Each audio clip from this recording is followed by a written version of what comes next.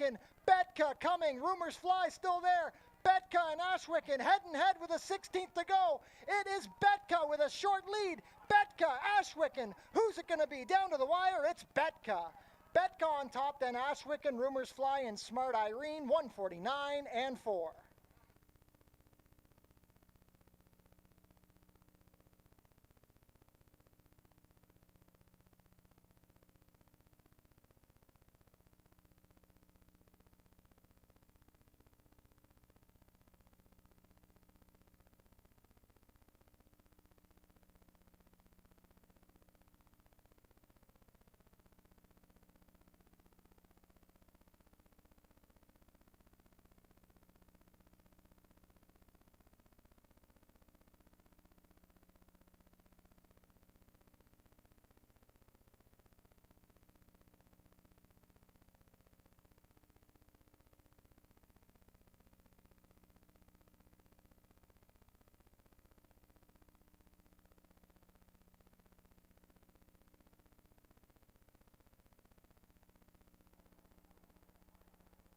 And they're off.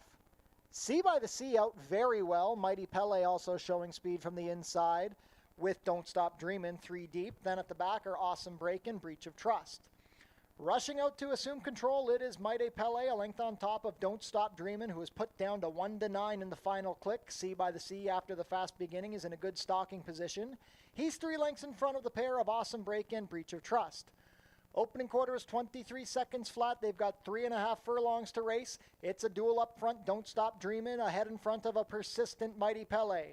Sea by the Sea has 4 lengths to make up on the leaders as Don't Stop Dreamin' edges a length clear. It's another 5 back to Breach of Trust and Awesome Break at the back. Just over a quarter of a mile to go. Don't Stop Dreamin' at 1-9 is cruising comfortably. He's opened up 3. Sea by the Sea is swung to the outside to launch his rally. 46 flat to the half. Down the stretch they come. It's Don't Stop Dreamin' and Chris Husbands. They've got a 4-length advantage over Sea by the Sea and Mighty Pele, who duke it out for the place position, but nobody's going to get to Don't Stop Dreamin'. Third time's the charm for this under even money favorite. Don't Stop Dreamin' going to win by 6 with the head in the air. Mighty Pele second, then Sea by the Sea, Breach of Trust, and Awesome Break. 1, 10, and 2.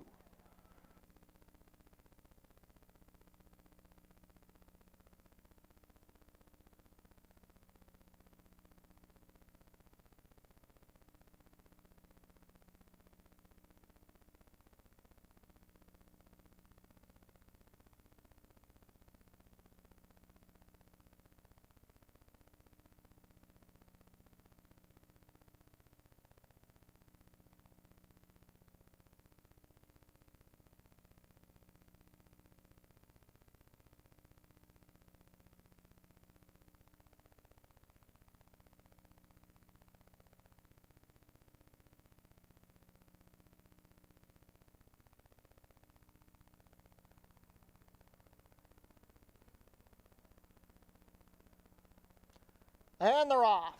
Sweet Finale missed the start badly, hopped up, and she's about 10 lengths out of it as they race onto the backstretch. Jungle Goddess and Easy Access are linking up in the early stages. They're already 5 lengths clear of the rest. Pacenza third. Finding the rail is Better Be Swift with Rain by Rain racing 5th on the outside, and well back to Sweet Finale. She has 15 lengths to make up on the leader. Opening quarter, 22 and 1. It's been quick and contested. It's Jungle Goddess, the 7-5 favorite, pressured all the way by Easy Access. Better Be Swift is in a good spot in third, 3 lengths off the leaders. Fourth is Pacenza. Rain by Rain is 5th, and Sweet Finale at the back. Midway around the turn, here comes Better Be Swift in the 3-path, taking the lead from Jungle Goddess. Pacenza and Rain by Rain are also descending past the tired Easy Access. 46 flat to the half, and it is now Better Be Swift and Melanie Pinto seizing control. Rain by Rain is into second. Down the outside, Pacenza. But they're not getting to Better Be Swift. She's opening up in the final furlong. Better Be Swift is up by 3. Rain by Rain second, then Pacenza and Jungle Goddess. But this is all Better Be Swift. Better Be Swift cruises in under a hand ride. Rain by Rain was second, then Pacenza and Jungle Goddess. 111 and 4.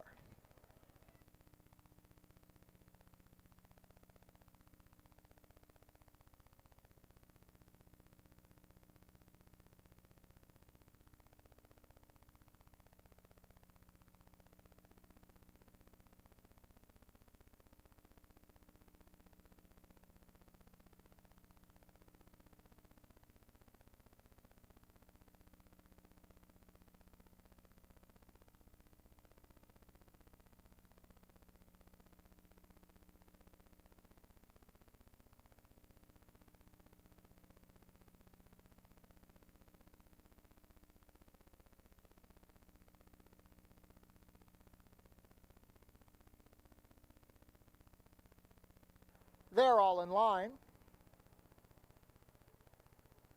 And they're off. Paperback Hero shut off a little bit at the start. Take a Chances showing speed with WW Springtime, putting the pressure on. Mobilizer, third on the outside. It's a gap of 2.5 to Maito, who's racing on the outside of Thelonious. Paperback Hero trying to gain on the outside. The trailing pair are Wenjack and Private Lake. Take a Chance goes down to 1 to 5. He has a 3/4 of a length lead over WW Springtime. These two have opened up 2 on Mobilizer. Then we have the trio of Paperback Hero, Thelonious, and Maito. Quick opening quarter, 21 and 4. At the back are Private Lake and Wenjack. Midway around the turn, and now Take a Chance has opened up 2 lengths. Mobilizer into second with WW Springtime. Paperback Hero moving well. Private Lake rallies from the back. 45 and 1 to the half at the head of the lane. It is still Take a Chance. The lead is 1.5. Paperback Hero trying to rally down the center of the track with Mobilizer, and wider still is Private Lake. Paperback Hero and Mark Lee Buchanan. Mark Lee surging again. It's Paperback Hero. Paperback Hero with an impressive rally to win by 1.5. Take a Chance going to be second. It's a photo for show between Private Lake and Maito. 1, 10, and 3.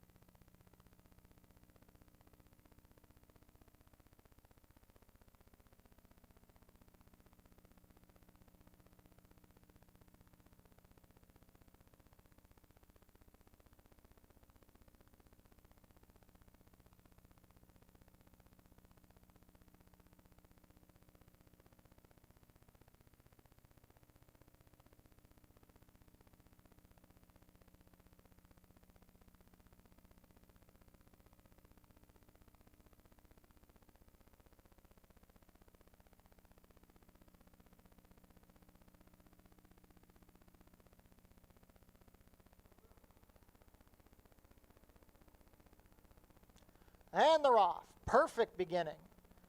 Sparkle Sammy is showing speed with Can't Beat the Cats now rushing up from the center. Jara looking for position on the rail but being outsprinted by JMR Gemma.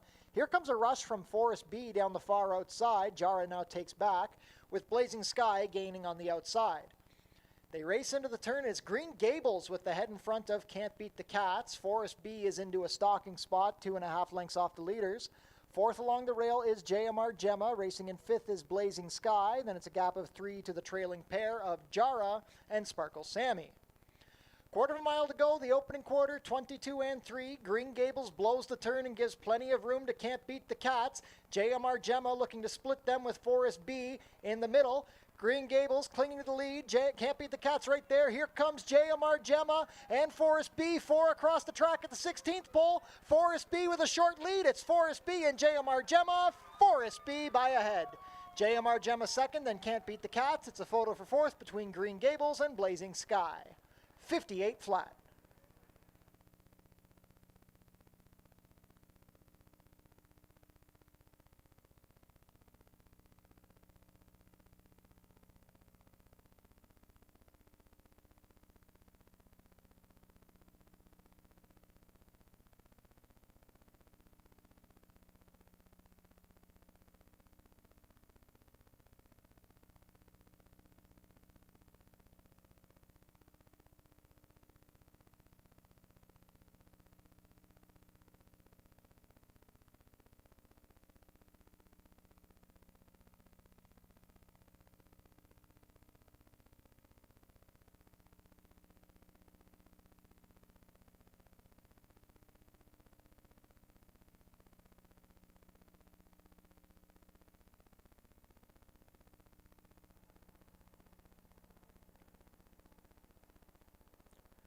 And they're off.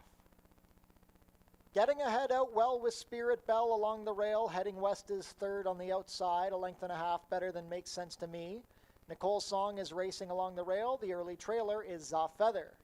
Slipping up the inside to take the advantage, it's Spirit Bell, 3/4 of a length better than getting ahead. It's a gap of 2 to Heading West, who's racing in third. Nicole's Song into fourth on the inside of Makes Sense to Me. Wide on the course, trailing the field, is Feather. The opening quarter was 23-1. They race into the turn, and Spirit Bell's lead is down to ahead as Getting Ahead puts the pressure on. Heading West in striking position from third. Makes Sense to Me fourth between horses with Nicole's Song, and now Feather begins to launch her rally in the four-path. Just over a quarter of a mile to go. Getting Ahead has the lead now, but Heading West and Feather are both rushing on her outside.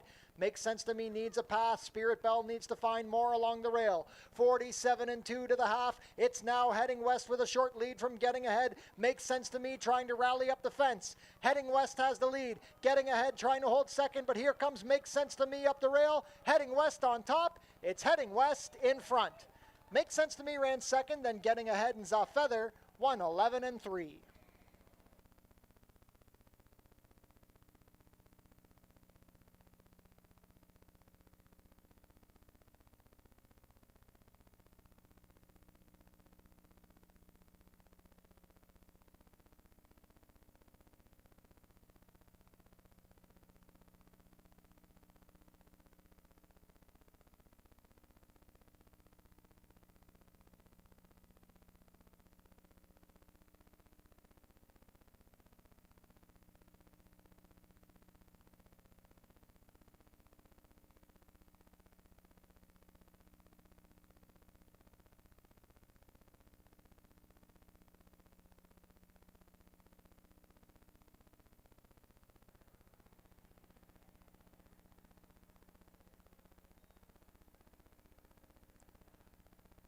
All set. And they're off. A much better start today for Beyond Talented. He's looking for position with Mr. Rudy and Sing Dixie on the outside. Einvar Soldat dropping down to fourth with Ngabe wide on the course. Perfection Saver is going to race near the back with Seattle Down Under trailing the field. On the outside, it is Sing Dixie with a narrow lead over Mr. Rudy. Stalking spot in third for Beyond Talented. He's 1.5 lengths off the lead. Angling out to the two-path is Einvar Soldat. It's then a gap of 6 to Perfection Saver, who races at the back with Seattle Down Under and Ngabe. The opening quarter was 23-2. Sing Dixie is under a hold with Mr. Rudy on the inside. Einvar Soldat is into third wide on the track with Beyond Talented bet down to 4-5. Gap of 5 back to Seattle Down Under, who's past Perfection Saver and Ngabe. 47 flat to the half. They have a half mile to race. It's still a contested pace. Beyond Talented is trying to slip up the inside to take the advantage from Mr. Rudy and Sing Dixie. Einvar Soldat in striking position on the outside. Seattle Down Under is within 3 lengths of the lead. Then we have Perfection Saver and Ngabe. 5/16 of a mile to go, and now Beyond Talented has found a seam. He has taken the lead easily. Sing Dixie is backing up. Einvar Soldat into second, but here comes Seattle Down Under. He's moved well throughout. Quarter of a mile to go. 3/4 was 1:12-4. It is Beyond Talented leading the charge with Seattle Down Under into second. Einvar Soldat third. Perfection Saver fourth. Furlong to go. Beyond Talented is in front. Beyond Talented up by 3. Seattle Down Under running a big one. Einvar Soldat third, but much the best Beyond Talented. Beyond Talented and Chris Husbands a 3-length score. Seattle Down Under second, then Einvar Soldat and Perfection Saver 146-3.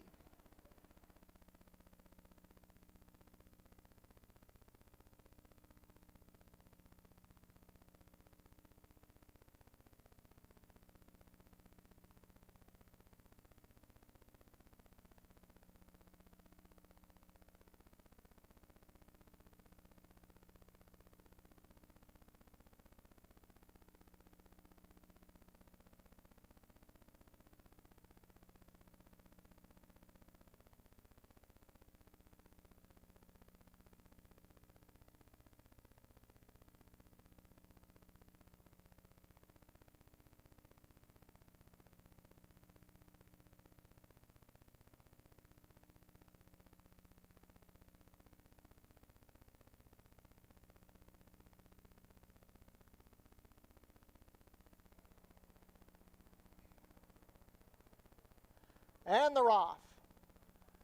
Isa Breeze broke well with Original Me along the rail. Also showing up is Hear Me Knocking.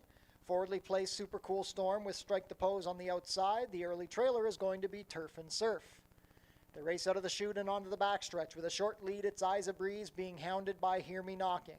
Strike the Pose in a good spot from third, 1.5 lengths off the leaders. It's a gap of 2.5 to Turf and Surf, who's gaining on the outside of Super Cool Storm and Original Me.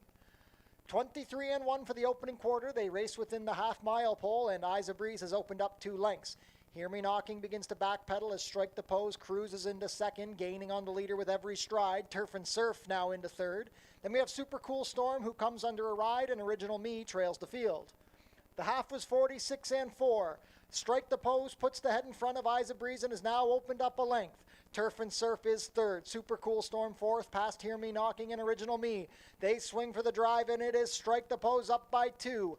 Eyes of Breeze is second, well clear of Turf and Surf and Super Cool Storm. Final furlong, and Strike the Pose is opening up. Strike the Pose is up by 4. Strike the Pose going to be much the best here. Strike the Pose under a hand ride in the final 70 yards, wins by 4. Eyes of Breeze is second, then Super Cool Storm and Turf and Surf, 118 flat.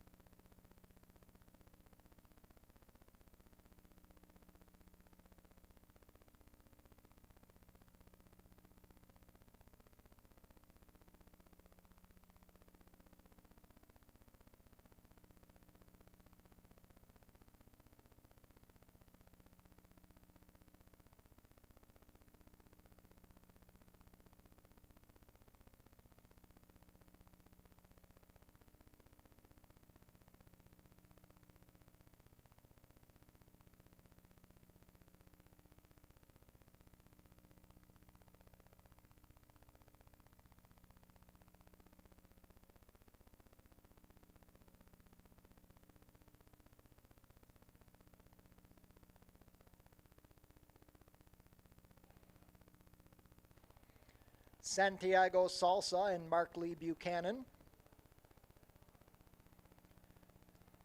Glitter Bay and Sofia Vives. Last in will be the favorite, Redoubts Light, with Chris Husbands. They're all in line.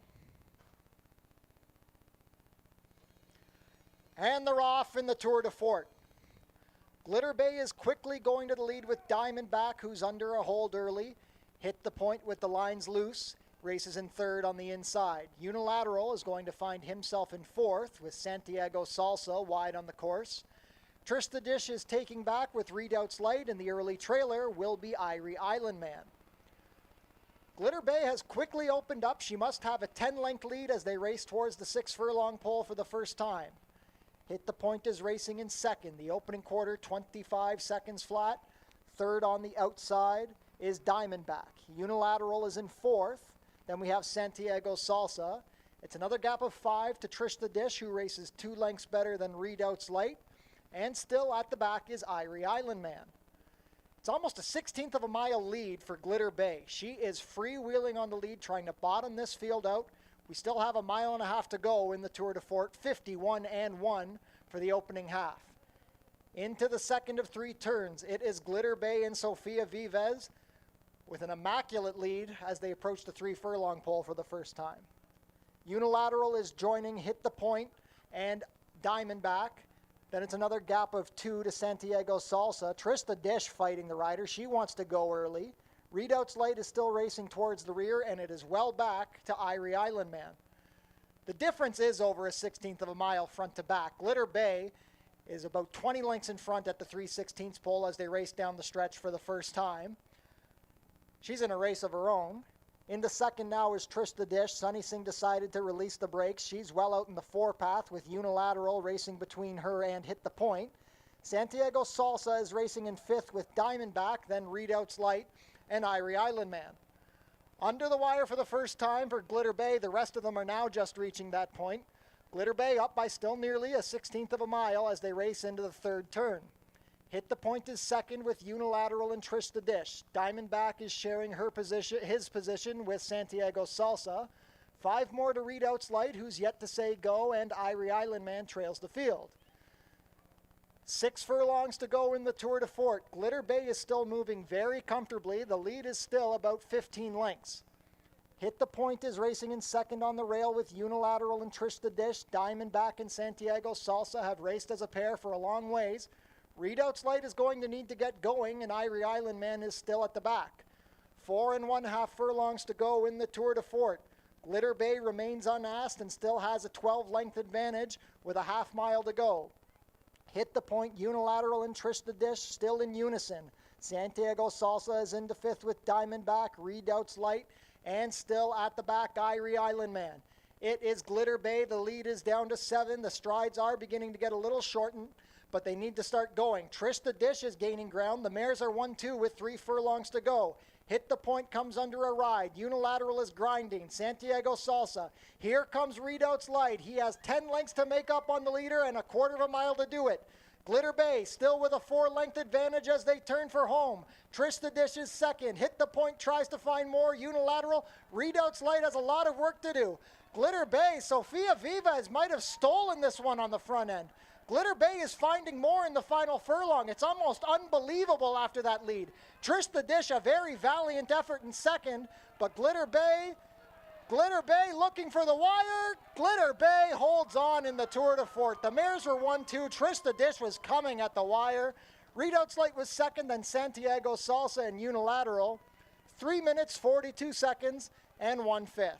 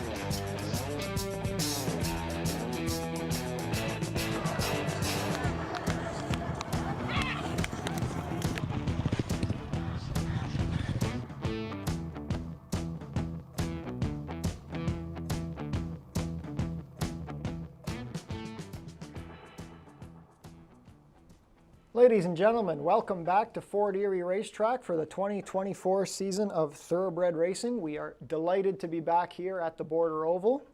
We have a 9-race card to kick off the season, some very competitive races. It's an overcast day right now, but luckily the rain is holding off for the time being. It's 16 degrees Celsius or 62 Fahrenheit. Bit of wind coming from the southwest. The main track is listed at fast, and the turf is good with the rail at 0 feet. Visit our website, FortErieRacing.com, for information about everything going on at the track, events, FortErieRacing.com. Tune into the pre-race show to get info about the track conditions, scratches and changes, handicapping selections, and info about upcoming races and events. Racing will be back next week at Fort Erie, just on Tuesday, 4:30 p.m. Going to have our summer concert series at the Tiki Bar on select Tuesday nights after the races. We do have a concert tonight after the last race featuring Revive the Rose.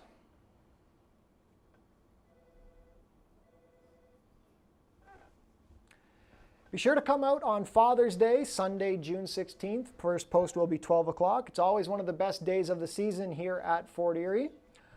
Also keep an eye on Fort Foodie Fest, which is coming up on Sunday, July 7th.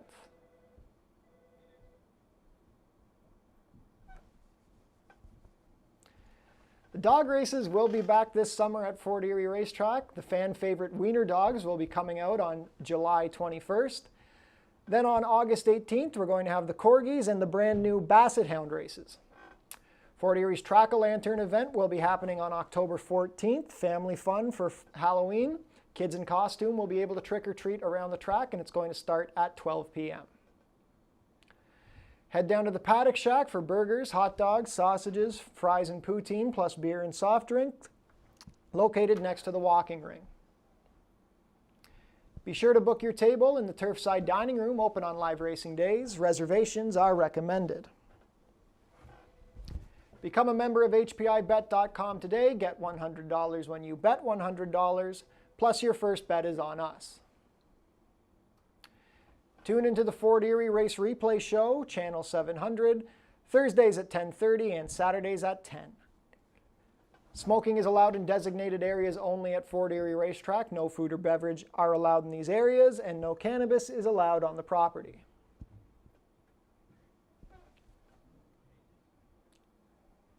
Coming up next are today's changes. Race 1, we have an overweight on the number 8, Miss Schiller. The rider will be 1 pound over at 121. In race 2, we have an overweight on the number 1, 2-year contract, 3 pounds over at 113.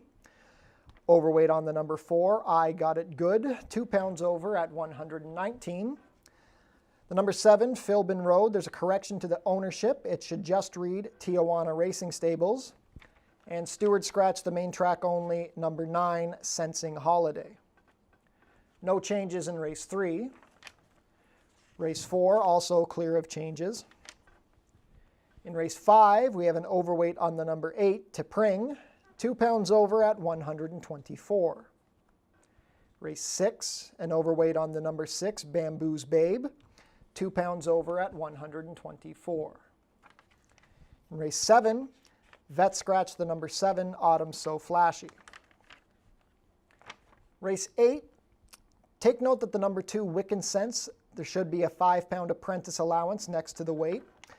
Rider Deshaun Gaskin is an apprentice rider.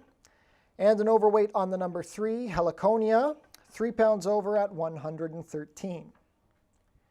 Race 9, Stewart scratched the number 4, Westward Look.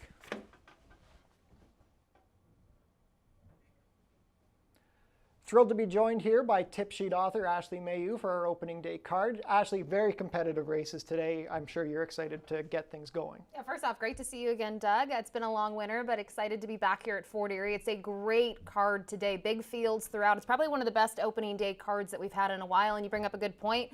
It's a tricky card for mainly one reason. It's who's going to be ready to roll either off the long winter or maybe second off the layoff after some of these horses have been in the States during the winter. So excited to jump right into it. Yeah, we have horses coming from a lot of different places, so it should be interesting handicapping. Let's get started. Race 1 is a claiming race for fillies and mares 3-year-olds and up which have never won 2. It is a 5-furlong sprint over the main track for a claiming price of $5,000. Ashley, where did you land here? I'm the 7 here, Tamana. Maybe not the most creative pick in here at 5-2 on the morning line. This is one, though, that John Sims claimed late last year, and this is a barn that if they're going to claim late in the season, they have to think they're looking for good claims because they do winter and they don't, race in the off season. And she is going to try the dirt for the first time, but I think when you look at races, say 2 and 4 back, she certainly should handle this level, and she gets a little bit of a weight break today. Yeah, I also landed with Tamana, and the dirt workouts here at Fort Erie are strong. She's got a couple works, 59 flat, 59 and change. Those are solid breezes over the course for a cheaper horse, so I think Tamana will be live for the John Sims barn. Moving on to race 2, it's a claiming race for 3-year-olds and up, which have never won 3. We're going to sprint 5 furlongs over the turf course. Nice to have turf racing on opening day. The claiming price is $62.50. I've landed on the outside runner, the number 8, Anarchy. This is a back classy old gelding claimed by the Nick Malini barn at the end of the Woodbine season. Nick Malini is always a dangerous trainer here, and I think this horse will love getting back to the turf. Ashley, where did you end up? I went with him too, and I wrote the tip sheet. Whether we were on the turf or the dirt, I thought he was a live horse based on what he's shown, his pedigree, and you talked about his races up at Woodbine. He's been against tougher and has been considerably pretty strong against some of those groups, especially in the fall of 2023. His works are good, and you talked about the connections. It's kind of tossed them at their own risk here at Fort Erie. Yeah, very much so. Nice to see this horse with the waiver claim. I think it gives you some security. Moving on to the third race.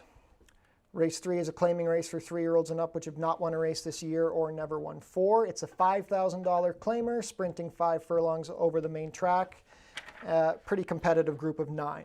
Very competitive field. I landed on the number 8, Big Time Louie. Talking about horses being ready to roll off the layoff. He's been very good the last 3 years, always ready to find the winner's circle in his first start of the season. And, you look at some of his races, he's a little inconsistent at times, maybe finding the winner's circle, but a very strong runner here. And I like that he's got Sophia Vivis booked to ride. Yeah, Big Time Louie is such a strong horse. He was able to go up to Woodbine and win against Open Company up there in November. He is always one to consider, very tough horse. I went in a different direction with the number 5, Great Go-Go. This one goes for Bill and Janelle McMahon. Ishmael Mascara will ride, and he's a pretty consistent rider here. Great Go-Go was a winner at Mountaineer over the winter and then was purchased by these connections. Solid horse, 8 lifetime wins. He's won at tracks like Laurel, Delaware, which are competitive race tracks. I think he will fit at Fort Erie very well. Race 4 is a claiming race for 3-year-olds and up, which have not won a race this year or which have never won 4. $5,000 is the claiming price, and we're going to stretch things out to 6.5 furlongs, a little longer than the rest of the day's races. I'm taking a look at the outside, the number 8, Hixie, who was claimed for $5,000 at the end of the Woodbine meet by owner-trainer Paula Loescher. He's got some speed and some class, and if he handles the dirt, I think he's going to be tough. Do you see things similarly? I use him here. I think he is probably the horse to beat. Went with the second choice, though, as my top selection in terms of the morning line, the 6, Hadassah's Devil. This is a horse who's 2 for 3 here at Fort Erie, and maybe he wants to go a little bit further, as we saw here later last season. But he does have a win locally at 6 furlongs, and I think if he gets the right trip and there's maybe a little bit of pace that unfolds in front of him, he can roll late here. Yeah, the thing to note with Hadassah's Devil, too, he might want longer, but most of these horses want longer, so it might not really make a difference against this particular group. There's a lot of route horses here. The 5th race is an allowance race for fillies and mares, 3-year-olds and up, which have never won 3. We're going to go 5 1/2 furlongs here. Where did you end up in this group of 8? I'm going to go with the 7, Strike the Pose. This one 2-1 on the morning line. Another one here that we've been talking about, Nick Malini Jr., ready to roll here on opening day. And I see you're on the same horse here. I just thought this horse's first dirt start locally was very impressive late last season off a very short rest, first off the claim. And, the workouts, you can see some of them, they've been pretty flashy in the mornings. Yeah, like we said, Nick Malini is such a dangerous trainer here. His horses are always ready to run. I think the exotics are going to be the competitive part about this race because I think everyone else you can make some sort of case for.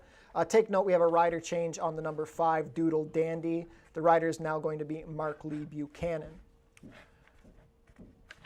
Race 6 is the first of our 2 featured cup events on the card. It is the Summer Solstice Cup for maiden fillies and mares who have been based here at Fort Erie Racetrack. It's a 5 furlong sprint going for a purse of $30,000.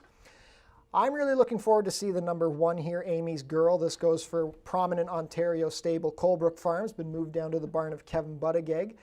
This filly has a little bit of speed, and she is bred for the dirt up and down. I think she will really take to her surroundings here at Fort Erie. Where did you end up? Same horse. You talked about the pedigree. If you look on the bottom side, the mare, she's by Candy Ride. She was stakes placed in her career. She won on the dirt, turf, synthetic, you name it. So I really like her from a pedigree perspective. She stepped it up on the drop last time to maiden 15,000. And, you know, this is a really tough race when you look at it top to bottom, Doug, in terms of who's going to be able to handle the dirt because, well, no one's raced on it except for the 7 once in the career, and that was going a mile at Mahoning Valley. Yeah, a very wide open group from that perspective because we can go on and on about pedigree, but you don't know until they take the track. It's always an unknown.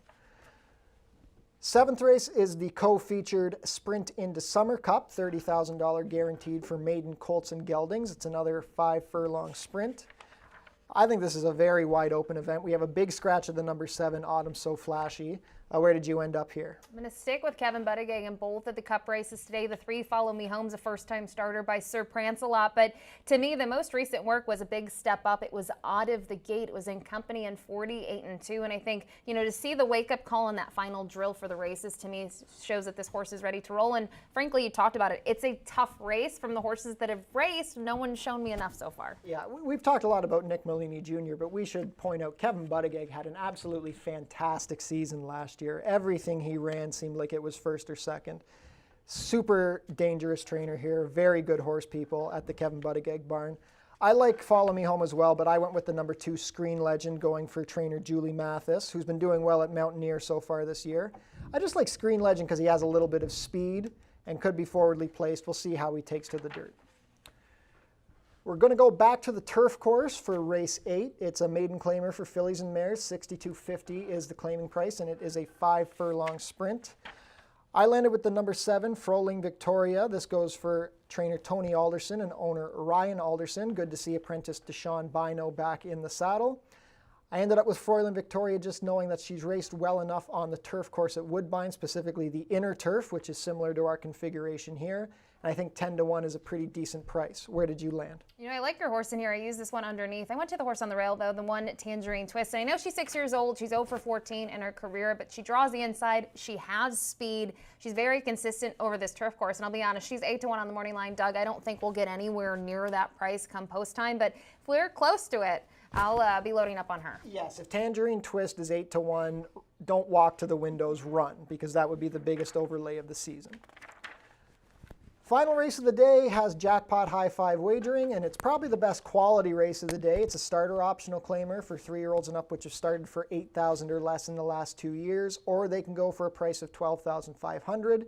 We're going to sprint 5 furlongs on the main track, and we have some interesting new faces to Fort Erie. Where did you land? I went with a new face, the 3 Truly Mischief here for Anthony Adamo. You can see this one they claimed from Tampa and has had a couple of months off. We landed on the same horse here, but you talked about the kind of composition of this race. It's wide open. This horse, I think, is handy anywhere from about 5.5 or even going longer to 6.5, 7 furlongs. But Victory March on the outside looks tough. There's a couple other horses. You have Strong Ending, a former Fort Erie Horse of the Year. I mean, probably 3 or 4 could easily win this. Yeah, how about a horse that neither of us put on our selections, the number 2 Free Square, who romped at Mountaineer a couple of starts ago for $10,000. An open 10 at any track, even a track like Mountaineer, is not an easy race. You have to be a decent horse. So to win by that many shows this horse's quality. I think this is a very good group. I like Truly Mischief a lot just because Tampa Bay shippers are often dangerous anywhere they go, but you can go a number of directions here.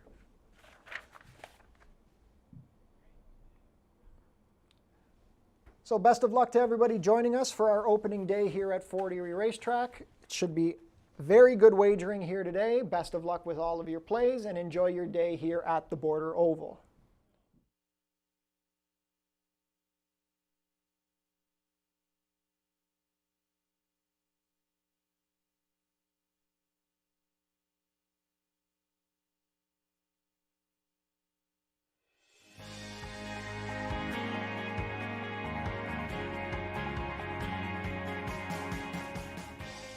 It's easy to make a bet on HPIBet.com. Follow these simple steps and you'll be betting in no time. First, go to the HPIBet.com website.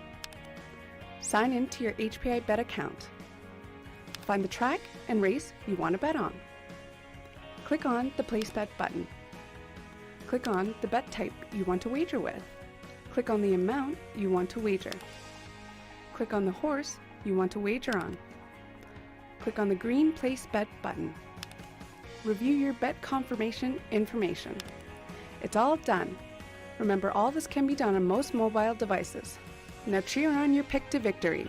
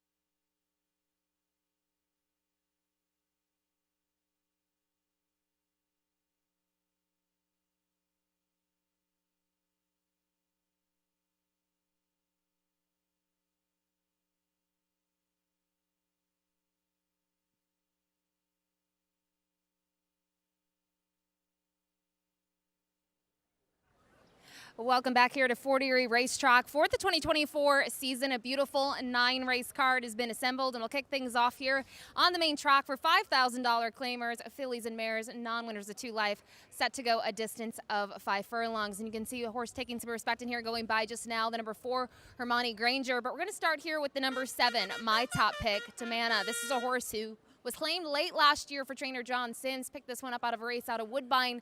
And you look at that. They had to winter this horse all winter long, finally getting this one in the entry box. And obviously, you must like a horse to pay for those bills in the offseason. You look at her, I think the dirt should be no problem for her today. She's been a very consistent type in her career, especially when you look at those races 2 and 4 starts back. So the big question will be the surface, but she should be just fine. You can see her going by just now. Now, I mentioned the 4, Hermione Granger, another one here outside in the walking ring, got saddled out here. And when you take a look at her, she's a little bit on her toes, but speed is the name of the game with her. She likes to be forward. She likes to be on the lead.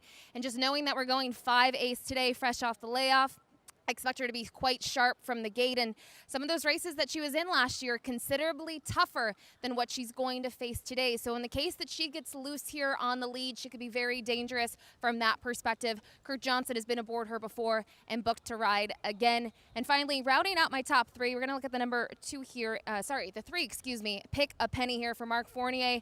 Pick a Penny has been a very consistent type here at Fort Erie. She was able to break her maiden here, and she's hit the board in a total of 4 of her 5 starts. And she looks very good here, probably my paddock pick in terms of physically. She's a very good-looking daughter here of Amy's Holiday. She was able to break the maiden at the $4,000 level. They gave her one more start to end her campaign last year as a 4-year-old up at Woodbine.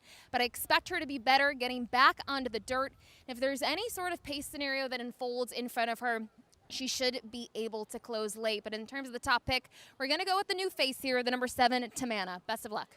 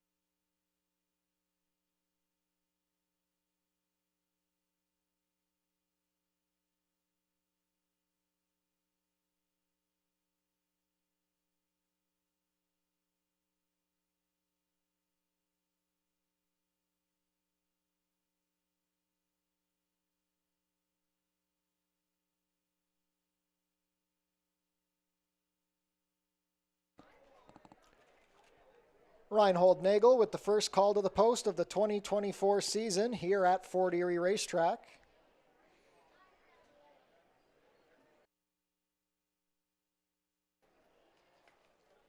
Horses are making their way on track for today's first race. Race 1 is a claiming race for fillies and mares 3-year-olds and up, which have never won 2 races. Going to travel 5 furlongs over the main track for a claiming price of $5,000 down to $4,750. Purse of $15,750. Race 1 offers win, place, show, exactor, 20-cent try, double, 20-cent super, 20-cent pick 3, and 20-cent early pick 5 wagering with a pool guaranteed at $10,000.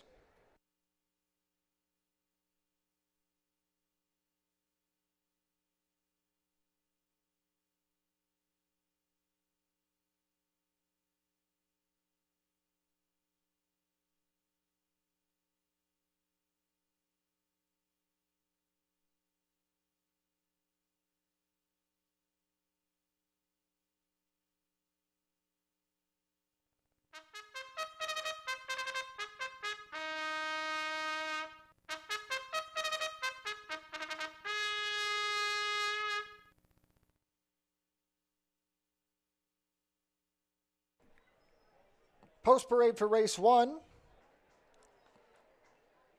Number 1 is Fix Your Hair, You Pretty. Tijuana Racing Stables owns. The trainer is Juan Pablo Silva. The rider, Rosario Montanez.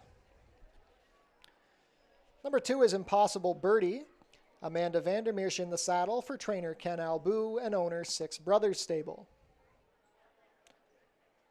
Number 3 is Pick a Penny. Chris Husbands has the call for trainer Mark Fournier and owner Amy Drew. We'll come back to the number 4. Number 5 is Lulu's Lullaby. Deshaun Bino in the saddle. Sue Andrushko trains for owner Krista Cole. Number 6 is Grad Volet. Leo Salas rides for trainer Patrick Dixon and owner Colebrook Farms. Number 7 is Tamana. Alexis Sanchez in the saddle for trainer John Sims, who owns in partnership with Denise Carpenter. Miss Schiller, the number 8. Mark Lee Buchanan will pilot for trainer Josh Robillard and owners Aaron Rickman and Kate Simpson.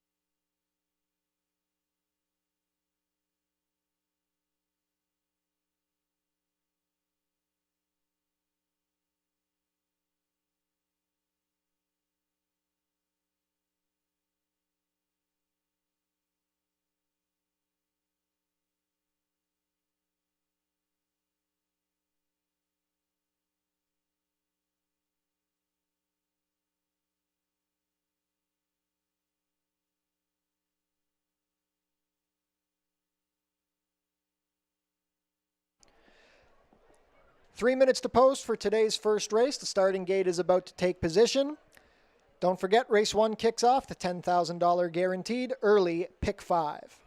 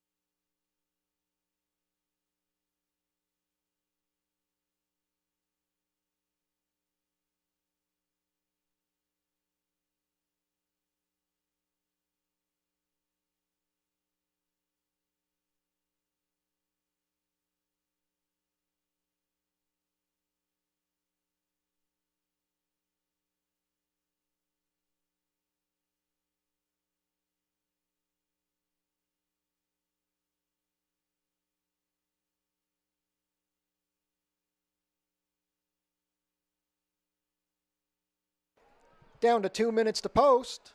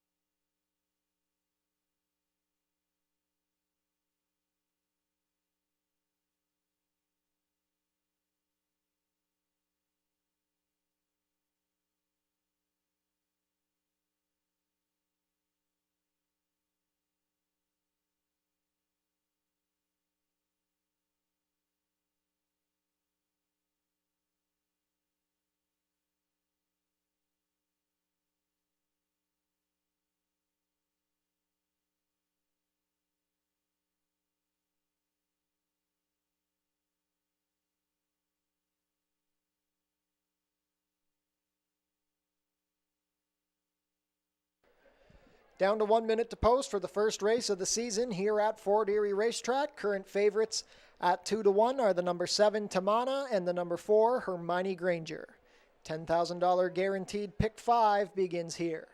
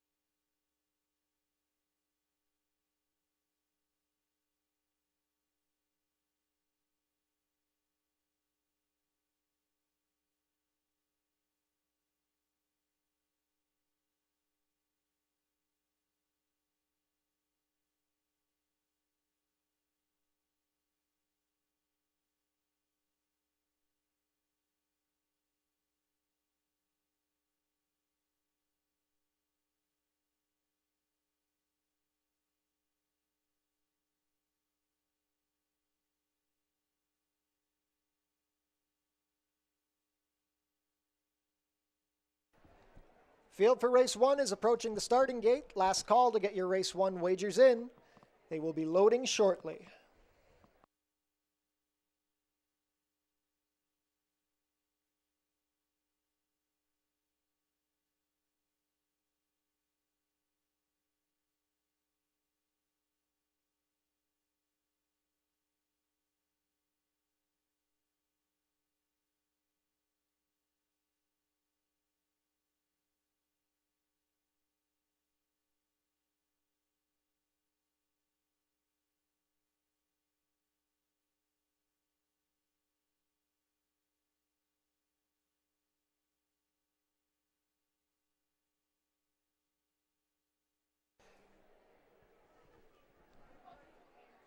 Race 1 field has reached the starting gate. It is now post time. 7-5 favorite as they begin loading is the number 7, Tamina. 5-2 action on the number 4, Hermione Granger. First up will be Mountaineer Shipper, Fix Your Hair Up Pretty with Rosario Montanez. Impossible Birdie with Amanda Vandermeers to gate 2. Pick a Penny and Chris Husbands. Chris Husbands looking to defend his riding title.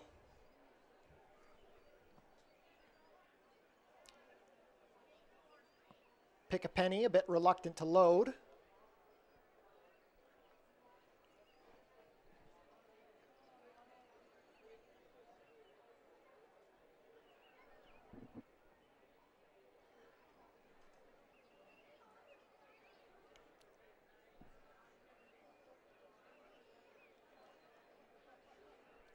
Starting gate crew still working with Pick a Penny.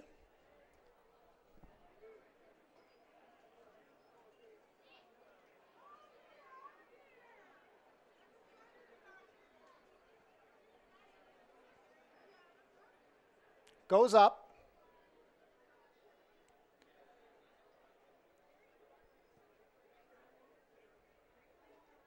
And backs out.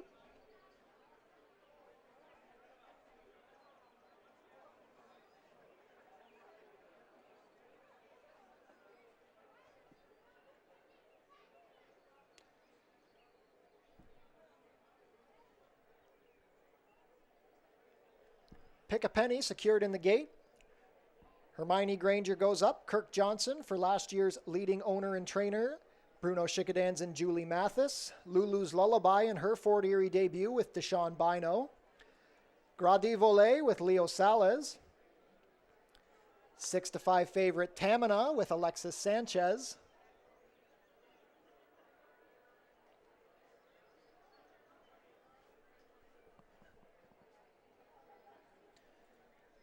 Last up will be Miss Schiller and Mark Lee Buchanan.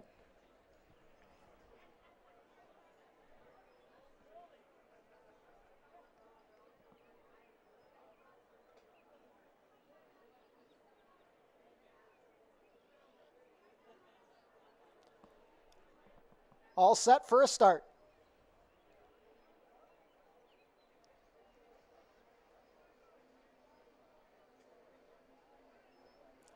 Often racing at Fort Erie Racetrack, it is a picture-perfect beginning.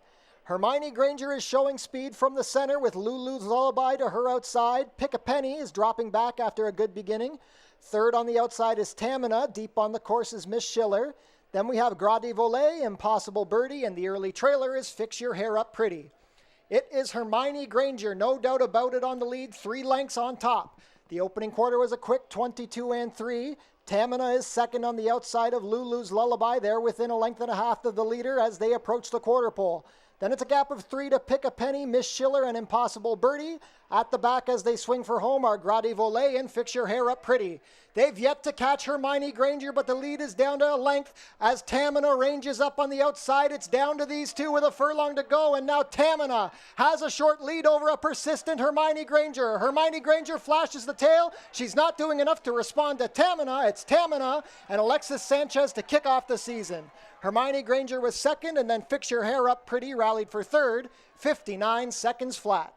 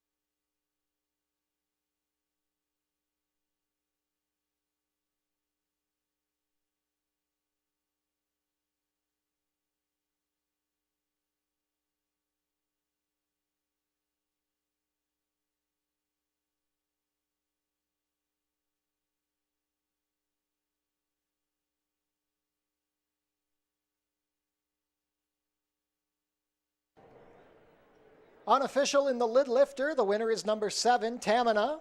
Second is the 4, Hermione Granger. Third, number 1, Fix Your Hair Up Pretty. And fourth is the number 5, Lulu's Lullaby. Unofficial race 1 order, 7415.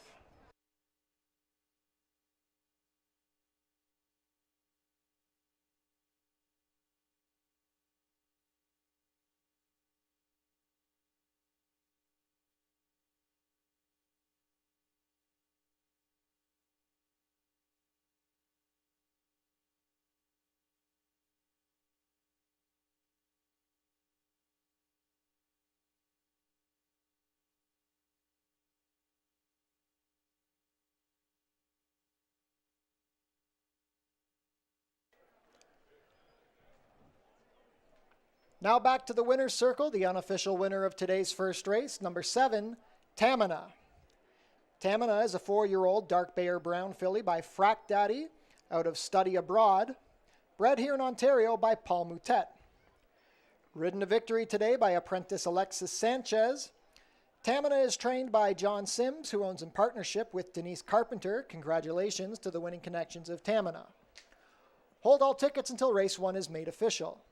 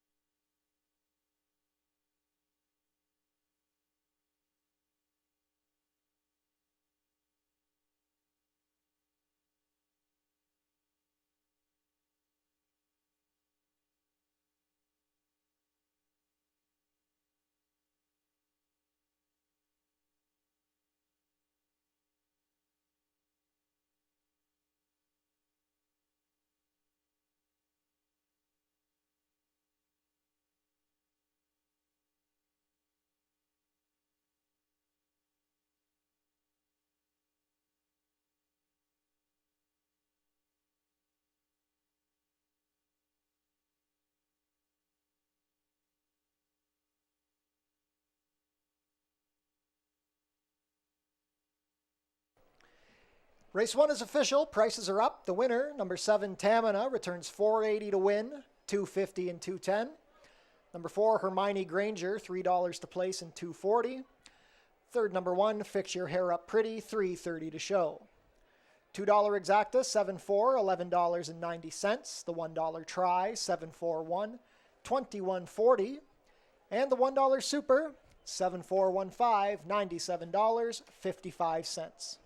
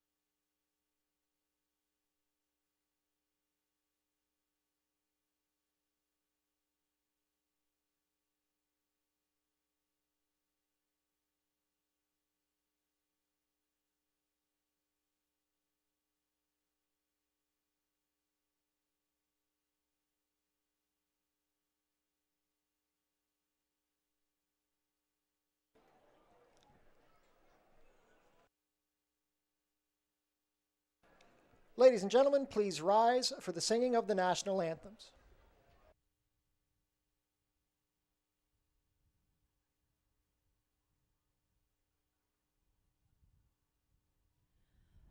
Oh, say, can you see by the dawn's early light what so proudly we hailed at the twilight's last gleaming, whose broad stripes and bright stars through the perilous fight o'er the ramparts we watched were so gallantly streaming, and the rockets regular,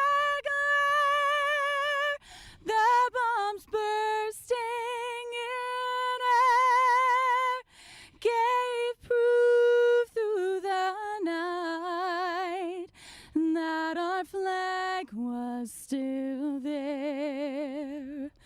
Oh, say does that star-spangled banner yet wave o'er the land of the free and the home of the brave?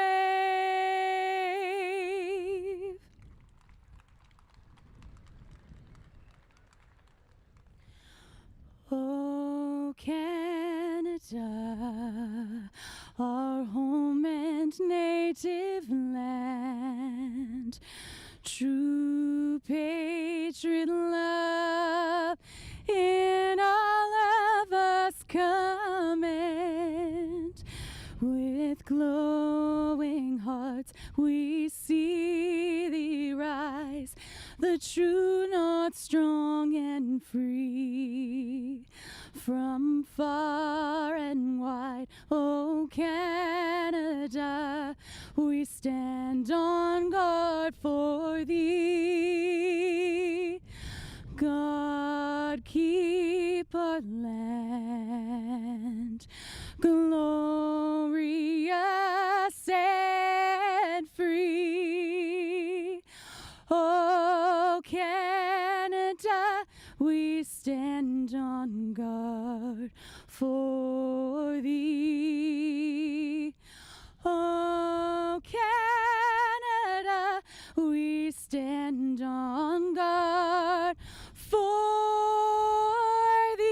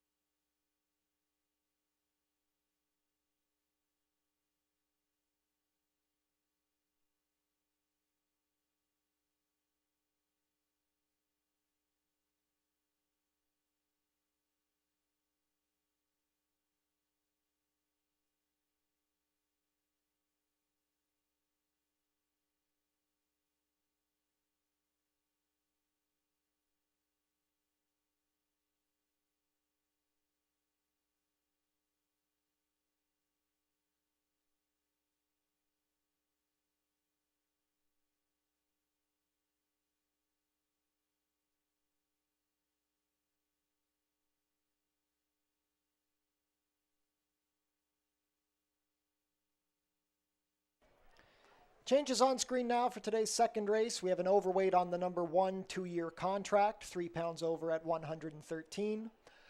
Overweight on the number 4, I Got It Good, 2 pounds over at 119. Correction on the ownership of the number 7, Philbin Road, should read just Tijuana Racing Stables. And Stewart scratched the number 9, Sensing Holiday, main track only. 10 minutes to post for race 2.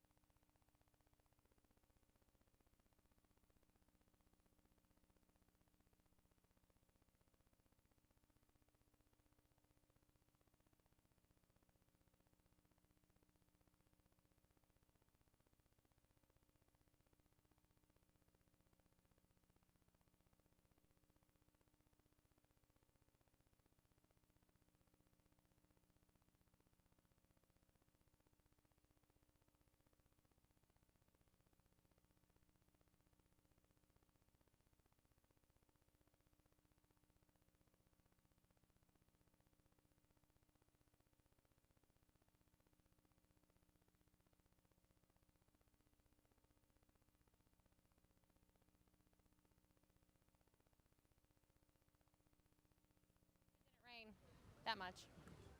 We're ready here for race number 2. Our first of 2 turf races on the program. 5 furlongs is the distance for these non-winners of 3 life. In for the $6,250 tag. We're going to start with the horse here on the outside, the number 8, Anarchy. This one trained by Nick Mullaney Jr. Obviously, they claimed this one late last season out of a race up at Woodbine for $5,000, where this one was part of the pace scenario and surrendered late to finish 3rd. And it's interesting. You're going to see him down here. You're going to get him back on the turf. You look at his wins. He's got a win on the synthetic as well as the turf. And I think he draws well in here, gets the outside. And you look at his works. His works have been very sharp getting ready here for his 2024 first race of the year. This barn does very well with horses off the claim and just in general as a high percentage barn. And he looks great here in the walking ring, very calm, just kind of taking in his surroundings here. So I like the draw for him and love these connections locally. A couple others, though, maybe to consider in terms of selections. The number 3, he's a speedy. This one out of the Stephen Cathcart barn. Another horse that was claimed from Woodbine last season. Won actually the maiden 2 starts back. Faced winners for the first time out on November 23rd and got a nice trip where once again he had a couple of targets in front of him. He made that advance and was able to draw clear by 3/4 of a length. He should have a little bit of early foot in here. 5 furlong distance should be no problem. And while both of his wins have been on the synthetic, I will say his race back on September 29th over the turf at Woodbine was very, very nice. He was against $15,000 maiden claimers, or 10, excuse me, and ended up finishing second there and surrendered late to lose by a length. So another major player in this field. And a little bit of an interesting horse is the number 2, Bails Him Out. This horse was second last time out at Mountaineer. It was his first start since the middle of February. Now that was on the dirt. He's going to try the turf for the first time in his career. You can look though, he's a West Coast horse in the past. He raced at Golden Gate Fields on their synthetic surface. And while he only was in the money once, his Beyer speed figures were pretty good in those first 2 races at Golden Gate, a 66 and a 58. Against tougher competition. So interesting to see him here. He should like the turf course. First time on the turf. And you can see maybe can improve a second off the layoff for a new face here at Fort Erie. So he's 3-1 on the morning line. He's taking a little bit of respect in here, but have to give it to the outside runner, the number 8, Anarchy, as my top pick. Best of luck here. Don't forget this kicks off the early pick 4, 20-cent minimum and a $10,000 guarantee in that pool. Best of luck.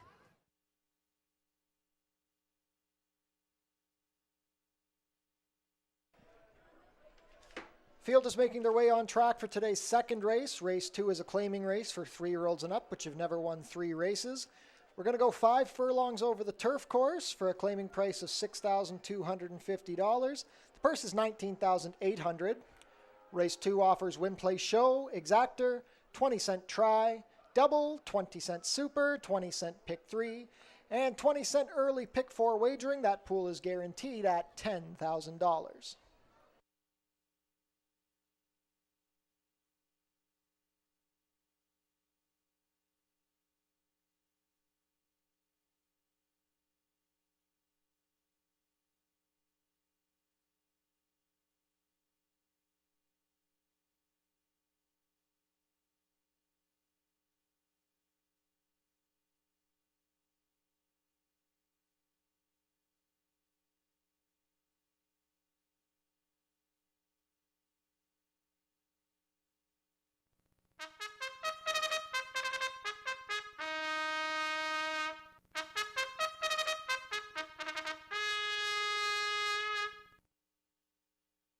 Race 2 post parade, horse 1 isn't on track yet, so we'll start with the number 2, Bails Him Out. Rosario Montanez rides for trainer Juan Pablo Silva and owner Tijuana Racing Stables.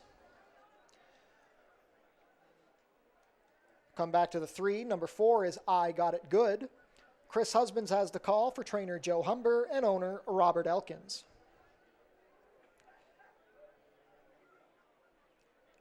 B11 Incorporated owns the number 5, Reload Bullet. Kirk Johnson rides for trainer Roy Agostino. Number 6 is Gus's Gamble. Ishmael Mosquera will pilot for trainer Ken Albu and owner Six Brothers Stable. Number 7 is Phil Bin Road. Sofia Vives rides for trainer Juan Pablo Silva and owner Tijuana Racing Stables. Completing the field, number 8 is Anarchy. Edgar Zenteno has the call for trainer Nick Malini Jr. and owner True Stride Horse Racing.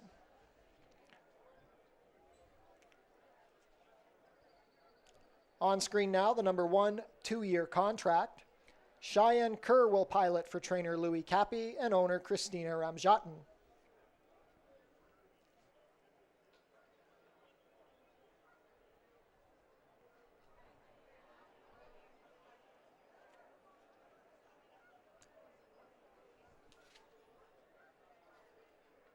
One minute to post for race 2. The $10,000 guaranteed early pick 4 will begin here.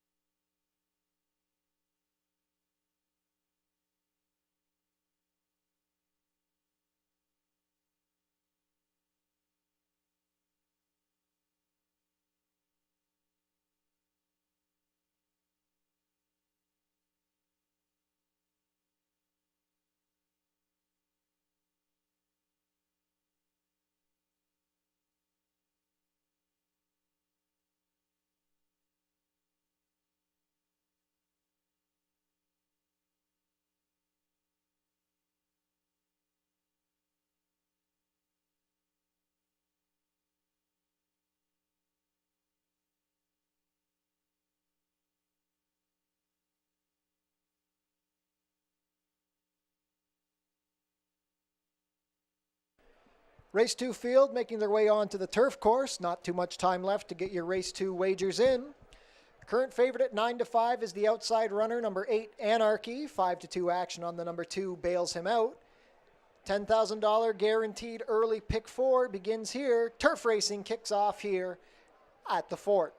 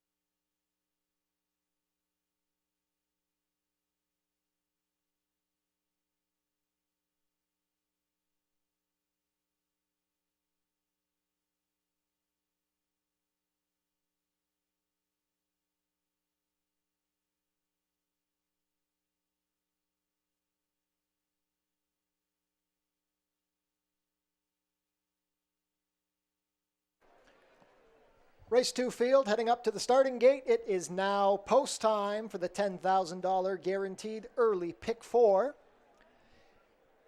Number 8, Anarchy, the 9-5 favorite as we begin loading. 5-2 action on the 2, bails him out. 9-2 on the number 3, He's Speedy. First to load, 2-year contract, and Cheyenne Kerr.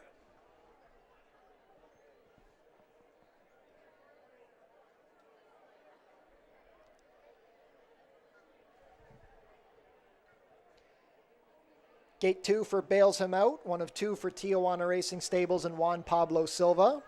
Rosario Montana is in the saddle.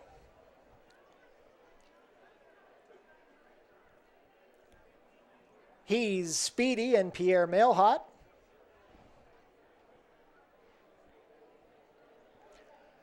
I Got It Good with Chris Husbands to gate 4.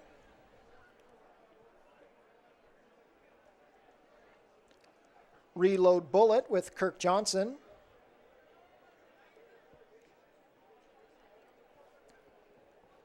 Gus's Gamble and Ishmael Mosquera.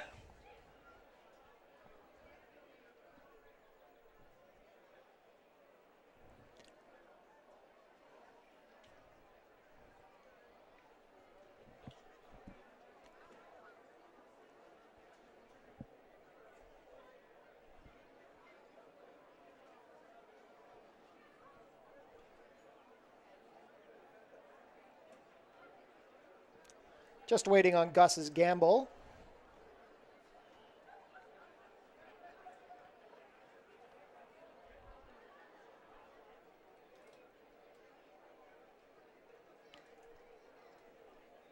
Philbin Road and Sofia Vives to gate 7. Last up, the even money favorite, Anarchy with Edgar Zenteno. All set. And they're off. He's Speedy out a little slowly. Reload Bullet showing up from the center with Anarchy deep on the course.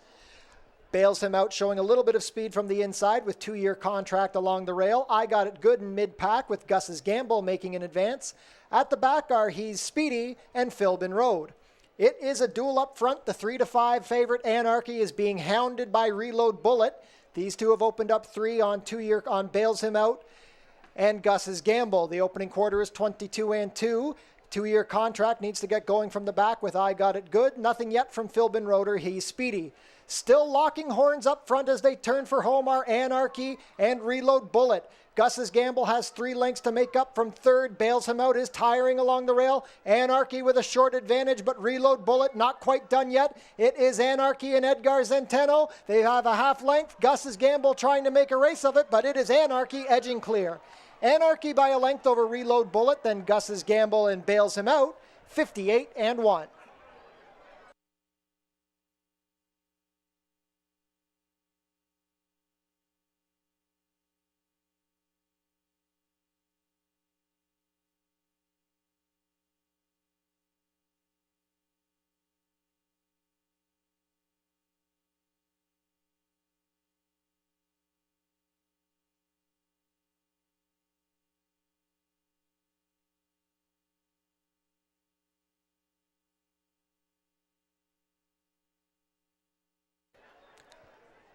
Unofficial in the second, the winner is number 8, Anarchy.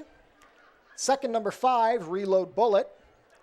Third, number 6, Gus's Gamble. Fourth, number 2, bails him out. Unofficial race 2 order is 8-5-6-2.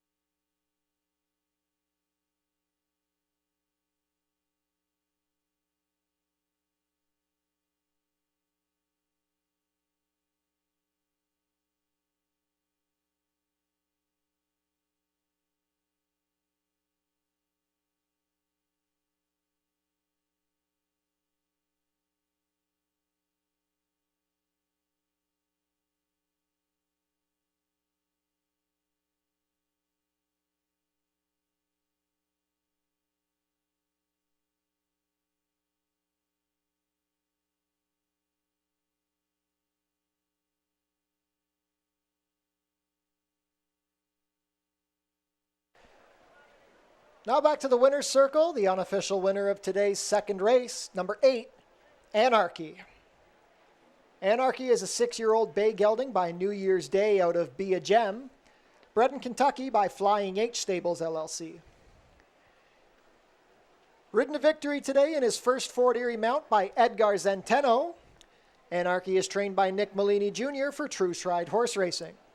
Completed the 5 furlongs on the turf course in a time of 58-1. Congratulations to the connections of Anarchy. Hold all tickets until race 2 is made official.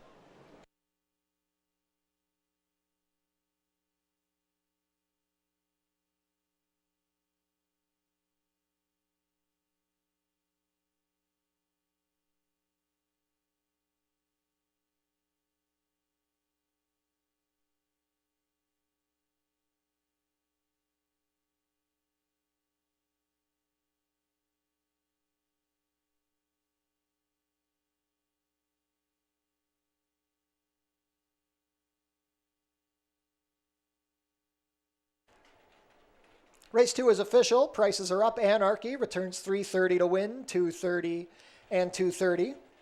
Number 5, Reload Bullet was second, $4.80 to place, $3.50. Third is the 6, Gus's Gamble, $4.50 to show. The $2 Exacta, $8.5, $14.60. $1 Try, $8.56, $35.70. $1 Super, $8.562, $124.75. And the $2 Double, 7.8, returns $9.70.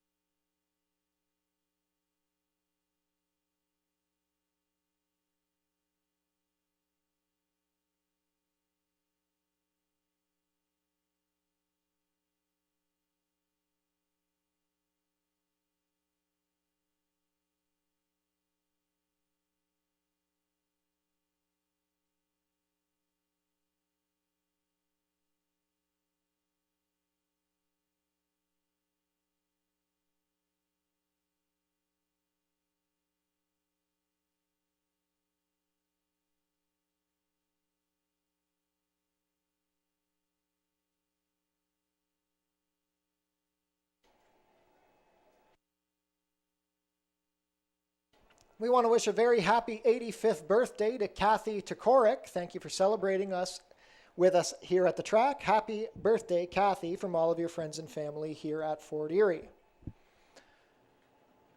We also want to wish a happy 54th birthday to Carrie, with love from Mary, Liz, and Grace. And a happy 62nd birthday to Stephen, with love from Peter and Marilyn.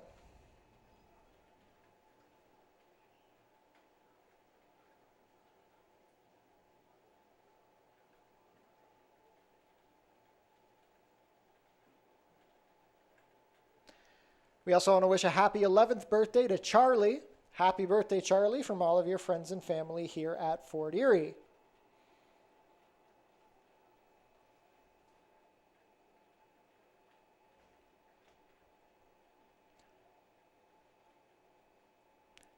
"12 minutes to post for race 3. There are no changes in the third race.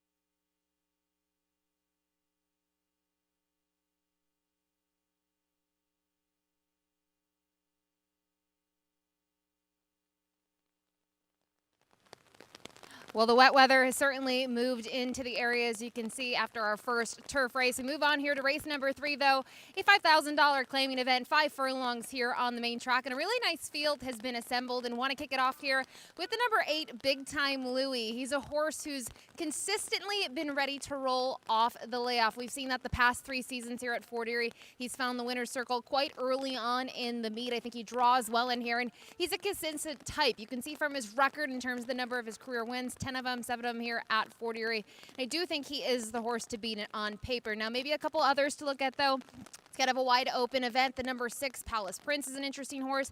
This one was last seen at Sunland Park going a mile, but prior to that, had a 3-race win streak at Mountaineer, was able to win those races all at sprint distances. So I think there's a couple of things to consider with this runner.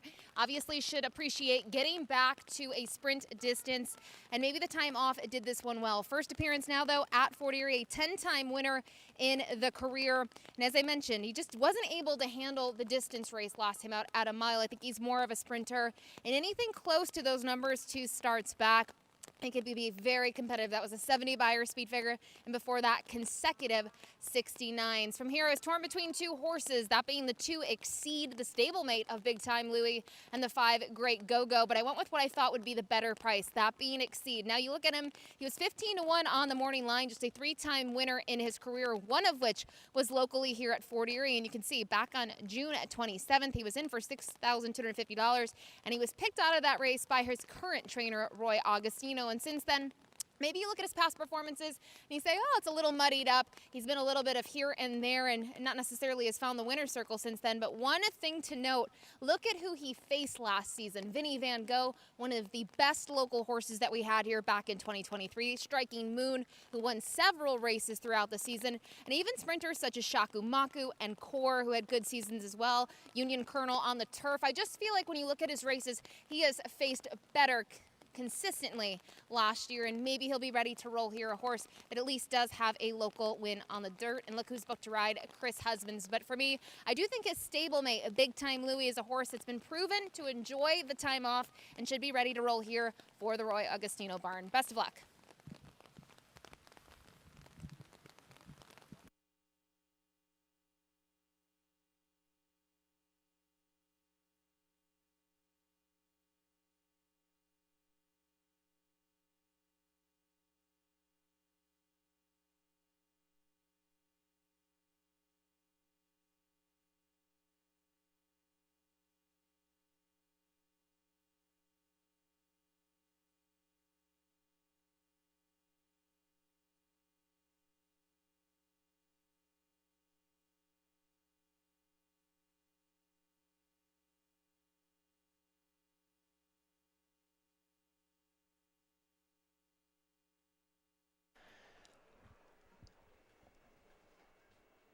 Ladies and gentlemen, a change being announced for the first time. For race 8, we will be off the turf. Race 8 will now be contested at 5 furlongs over the main track. Any changes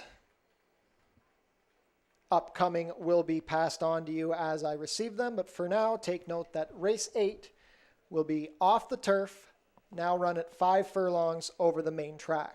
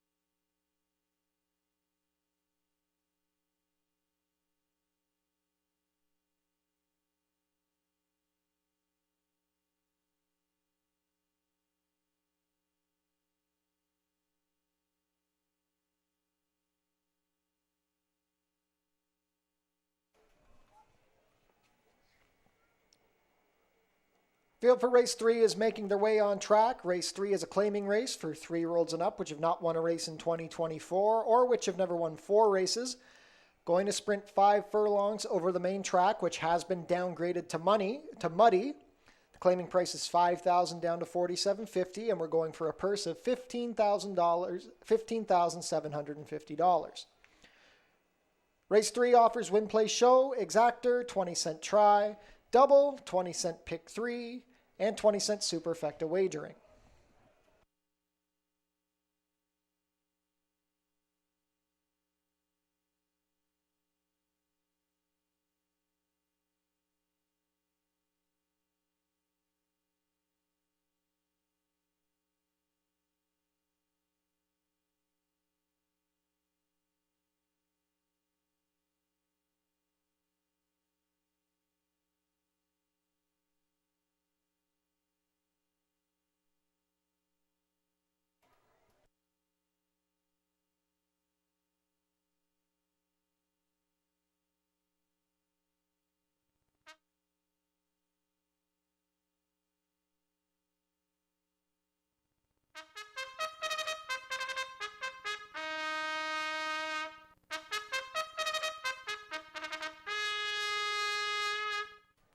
Race 3 post parade, number 1 is Mobilizer.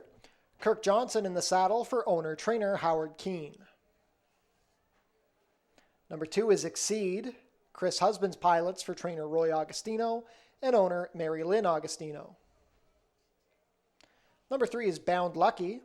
Alexis Sanchez pilots for trainer Sharon Chicato, who owns in partnership with Fatir and Bahari. Number 4 is Big Brown Brewski. Amanda Vandermeersch in the saddle for trainer Mike Blake and owner Annette Blake. Number 5 is Great Go-Go. Ishmael Mosquera rides for trainer Bill McMahon and owner Janelle McMahon. Tijuana Racing Stables own the number 6 Palace Prince.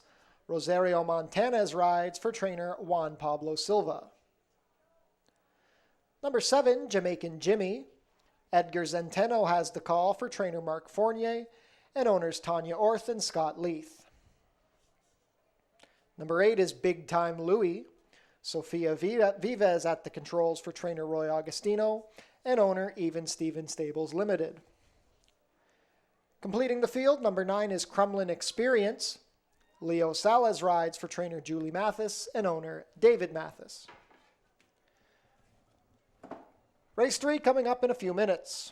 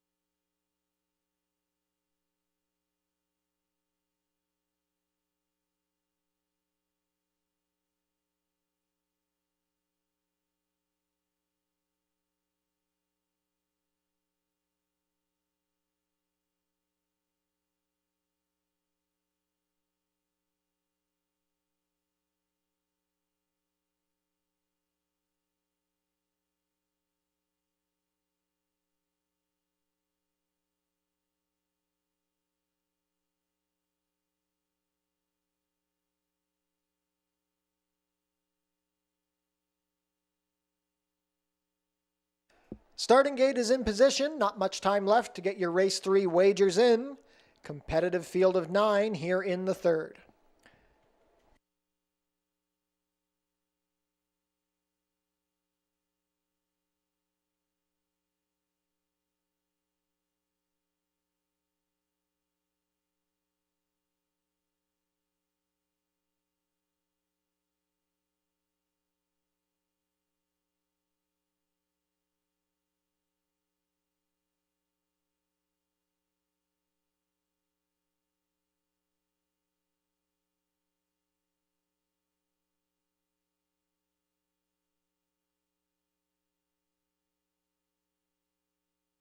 Race 3 field is at the starting gate. It is now post time.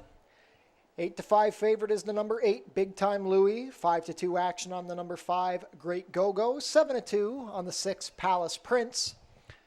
First to load will be Mobilizer. Kirk Johnson aboard.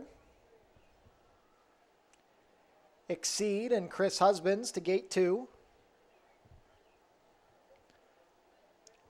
Bound Lucky with Alexis Sanchez.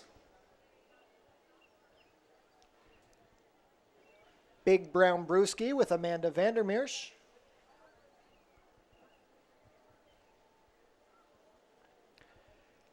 Great Go-Go with Ishmael Mascara.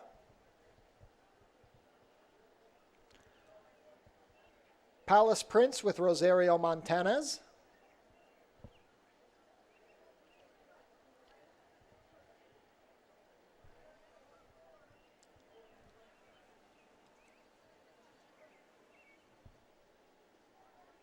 Big Time Louie, 6-5 under Sofia Vives.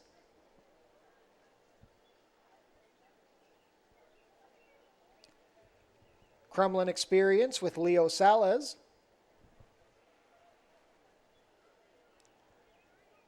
Last in will be Jamaican Jimmy, looking to give Edgar Zenteno a race-to-race double.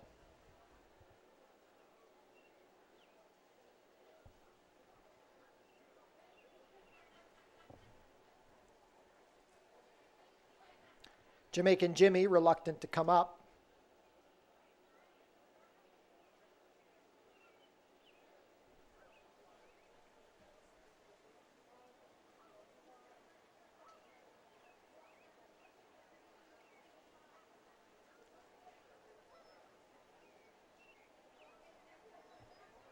Jamaican Jimmy closer to the starting gate now, but still not particularly cooperative.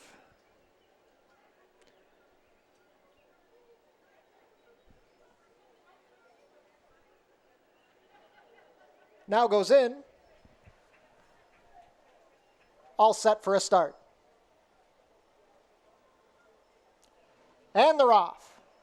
Perfect start. Jamaican Jimmy, despite not wanting to go in, was quick to get out. He's showing speed with Mobilizer along the rail. Bound Lucky is also forwardly placed with Exceed. Big Time Louie is deep on the track. Then we go back 1.5 to Palace Prince. Kremlin Experience, and the early trailer will be Big Brown Brewski. Into the turn they go. They approach the 3 furlong marker, and it is Mobilizer and Kirk Johnson 1.5 lengths clear of Great Go-Go, past an opening quarter in 22 3.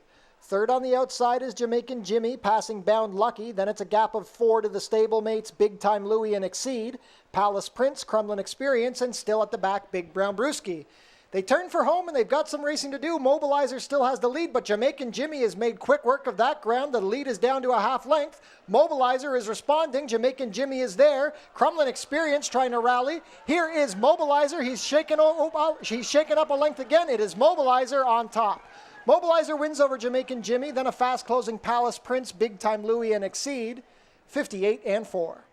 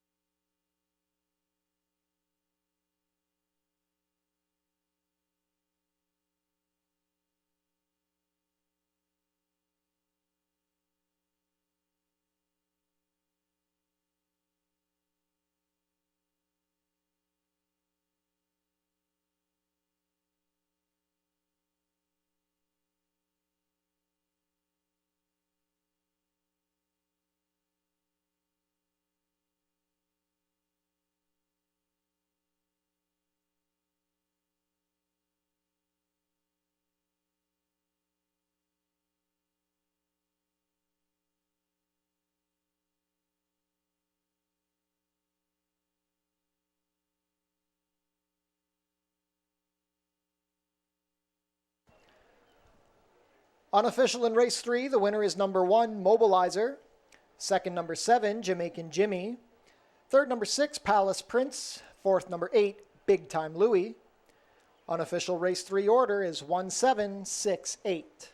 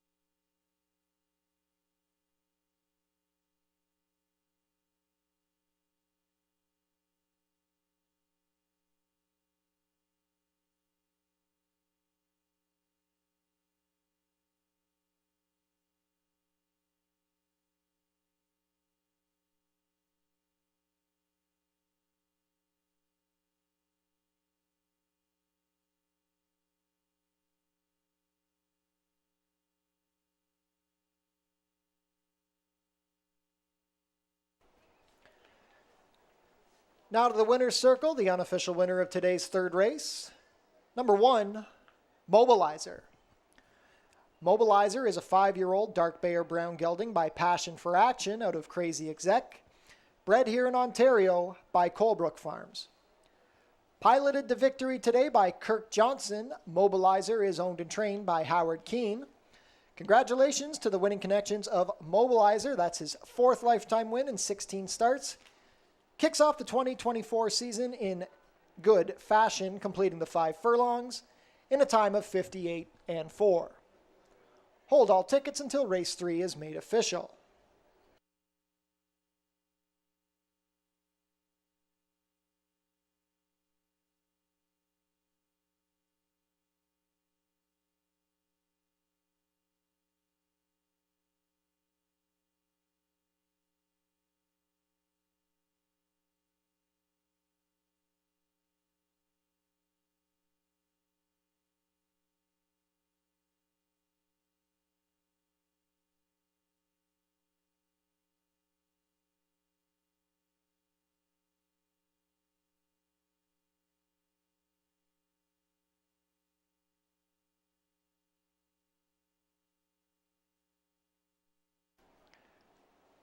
Race 3 is now official.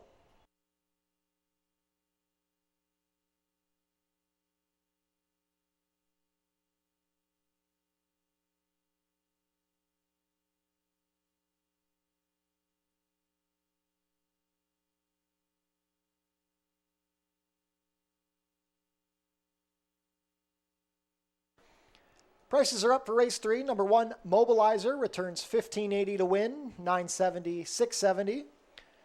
Number 7, Jamaican Jimmy second, $9.80 to place, $5.80. Third, number 6, Palace Prince, $4.60 to show. $2 exacta, 1.7, $108.50.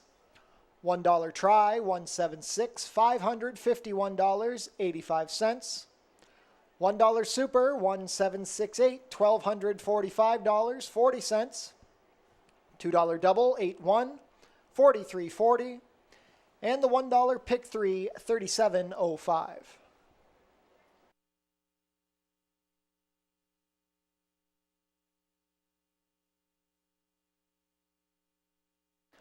On screen now is the 4th place photo from race 3.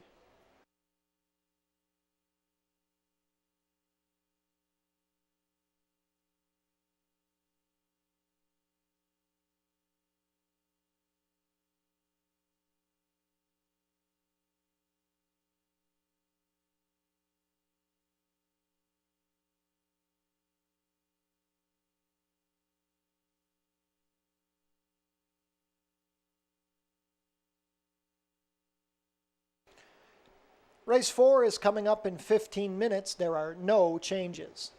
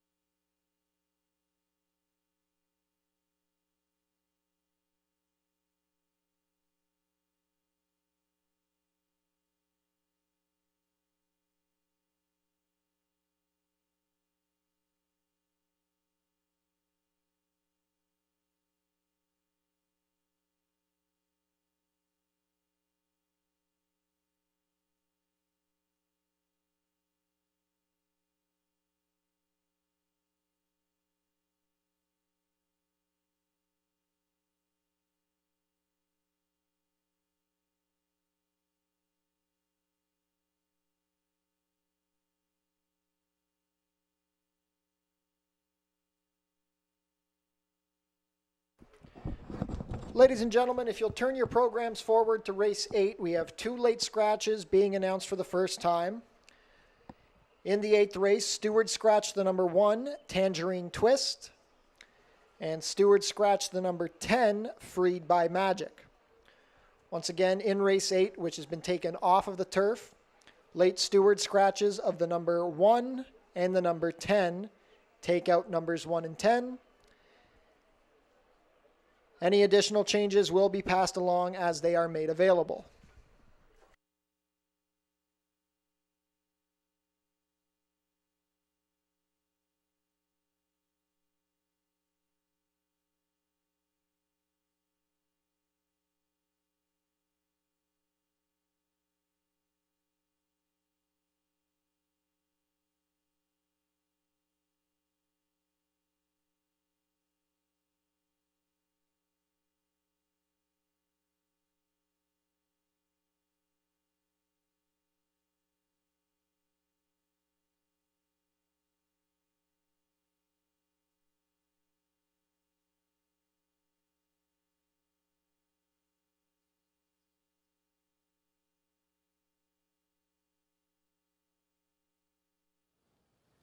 We'll try that again here. Getting ready for race number 4. The rain is starting to lighten up here as we see, as Doug just mentioned, we do have our other turf race now moved to the main track. And as we look at this field here for race number 4, we have horses that have not won a race in 2024, have not won 4 races in their lifetime. It's a wide open event, and with this wet weather, it sort of changes the complexion of this race. A lot of these horses, though, do have off-track experience and have run quite well. And for me, I'm going to start things off here with the number 6 as my top pick, this being Hadassah's Devil, who, you know, we look at this horse, he's got a little bit of a fitness edge over several in here, being at Mahoning Valley this winter, and he started off a little strong. His form kind of tailed off a little bit later in their meet, but he gets back to Fort Erie where he's a 2-time winner from 3 local appearances, and more importantly, he does have a win at a sprint distance. When you look at the 6.5 furlong distance, the win was at 6. I think he's going to like this because knowing that he's also got to win around 2 turns, this is the furthest we'll see horses go today in terms of our 9-race program. And I'm hoping that he gets a good trip here from Pierre Malhot,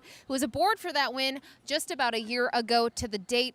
In his effort 2 back, he was forwardly placed going a mile over the mud. So we'll see what he does here locally over the off track. As I mentioned, he has experience and has a win here over the off-going. So I use him on top, but it wasn't surprising to see a lot of money in this race go to another runner in this field, that being the 8 Hixie. This one first off the claim for Paulo Loescher. A horse that had been able to win last time out up at Woodbine, was in for 5,000 at the 6.5 furlong distance. It was very forward in that event, had a target in front of him and was able to wear down the target in those final stages. Now, he did have a 10-pound weight break in that event, but he does get Ismael Mosquera in the irons, who spent the winter out at Santa Anita Park, had a couple of winners out there, and returns to the Border Oval here, a 2-time winner at this distance. The big question will be the dirt, but you can see has a slew of works here locally, 4 in preparation for the dirt debut, and most recently a decent breeze, a minute and 4/5 here for the 5 furlong distance. This horse is 2-1 on the morning line. He's taking a lot of love, and from here, I think it's wide open. There's a couple horses such as Loquacious, who likes an off track, but I thought a horse that was interesting. He took a lot of money when I saw him moments ago. He was 5-1 on the board. That's the number 9 Halflet. This one trained by Howard Keene, was able to get a winner in the most recent race with Mobilizer. It's a 3-time winner here locally, a son of Reload, who does like an off track. You can see his Tomlinson number quite strong, a 439, one of the best in the field. And I think it's interesting to see him in for 5,000. When you look at his races last year, considerably against tougher in each of those starts. You can see he raced in the Puss in Boots. He was in an $8,000 claiming event where he was 3rd best behind a couple of horses who he faces again today. He also saw Victory March, Strong Ending, who will square off in tonight's nightcap. I mean, for him, this is significant class relief. And if you want to talk about doing a rain dance, I'm sure these connections did, and they got lucky here with the wet weather that just moved in about 30 to 45 minutes ago. So he's taking a lot of love off that 30-1 morning line, and you can't count him out here. He draws well to the outside, but for me, gonna try to go with the number 6 Hadassah's Devil with that nice recent form in terms of freshness. We'll see if he can get back on track here, returning to the Border Oval. Best of luck.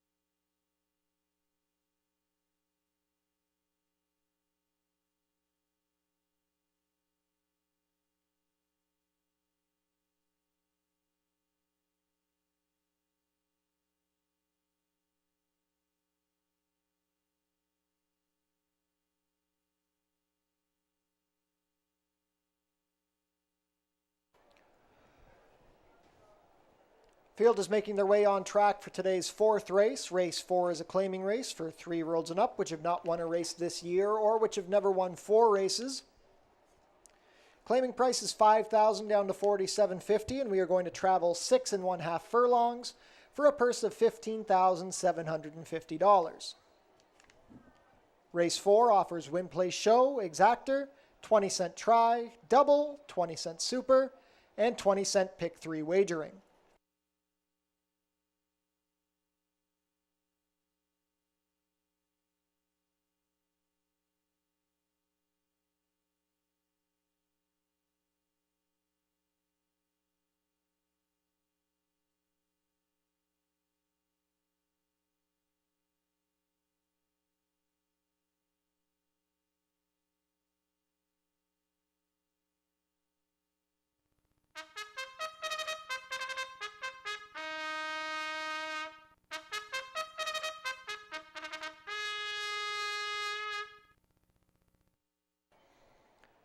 Post parade for race 4, number 1 is 4 Knights. Omar Marino rides for trainer Mike Blake and owner Pass-I Peach Stables. Number 2 is Redoubts Light. Chris Husbands has the call for trainer Josh Robillard and owner Radcliffe Racing Stable. Cryptic Creed is the number 3. Kirk Johnson pilots for trainer Ken Albu and owner Six Brothers Stable. Jim Vatier owns the number 4, AI Initiative. Alexis Sanchez has the call for trainer Sharon Chicado. Number 5, Beyond My Dreams. Edgar Zenteno will ride for trainer Julie Mathis and owner Bruno Schickadans. Number 6 is Hadassah's Devil. Pierre Mailhot in the saddle for trainer Richard Davis, who owns in partnership with Catalano and Nozzo. Number 7 is Loquacious. Juan Crawford has the call for trainer Gary Chidobiak and owner Catherine Morissette. Paul Alosher owns and trains the number 8 Hixie. The rider is Ishmael Mosquera.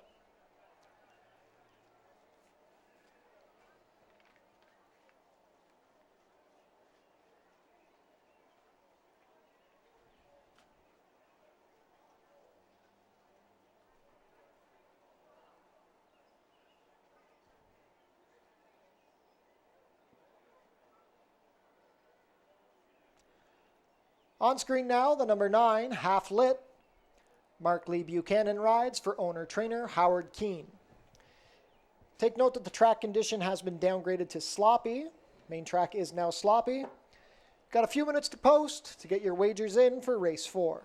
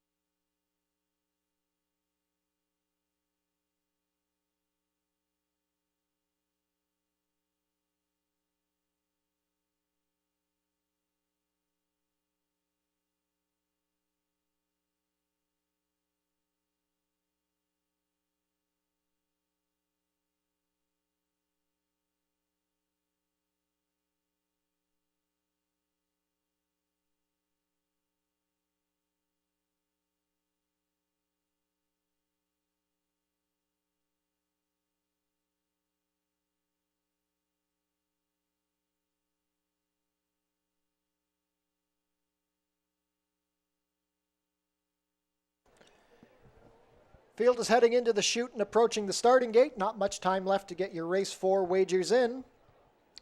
8-5 favorite is the number 8, Hixie. 5-2 action on the number 7, Loquacious. They will be heading behind the gate shortly.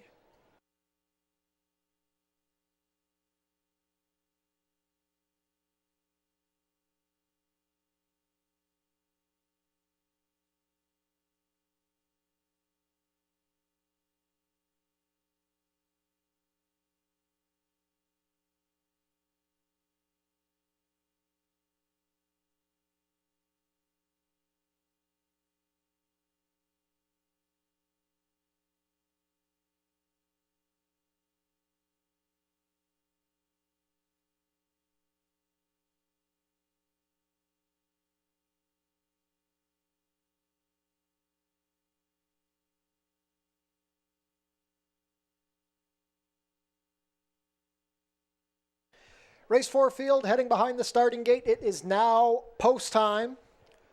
Little has changed in the wagering. Hixie still the 8-5 favorite.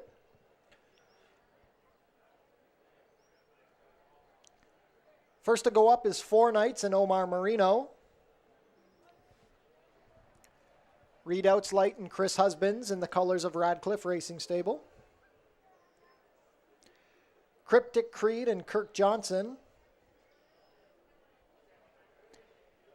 AI Initiative with Alexis Sanchez.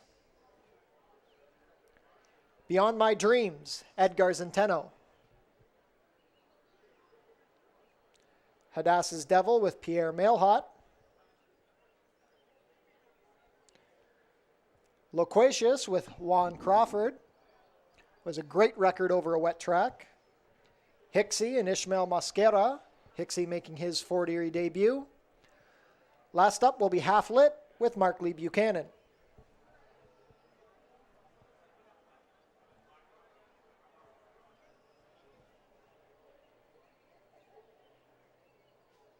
All set for a start.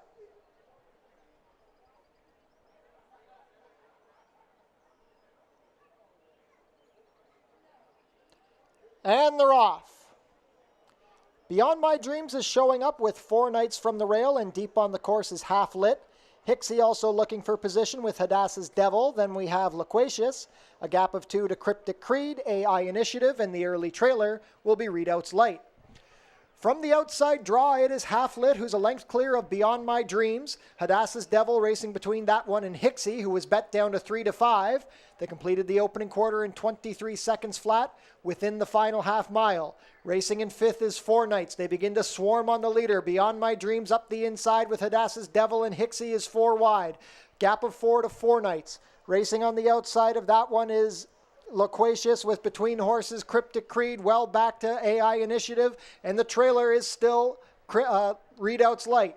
46-1 for the half, a quarter of a mile to go. It is now Hixie who's with a short lead, 4 deep as they swing for the drive. Beyond My Dreams has saved all the ground. Between them is Hadassah's Devil. Hixie going well down the outside, but Beyond My Dreams is game. Hadassah's Devil still there. Half Lit trying to hold on for a minor share. It is Hixie and Beyond My Dreams. These two going to slug it out in the final 16th of a mile. Hixie, Beyond My Dreams. Hixie, Beyond My Dreams. Here comes the wire. That's a photo. Photo finish between Hixie and Beyond My Dreams.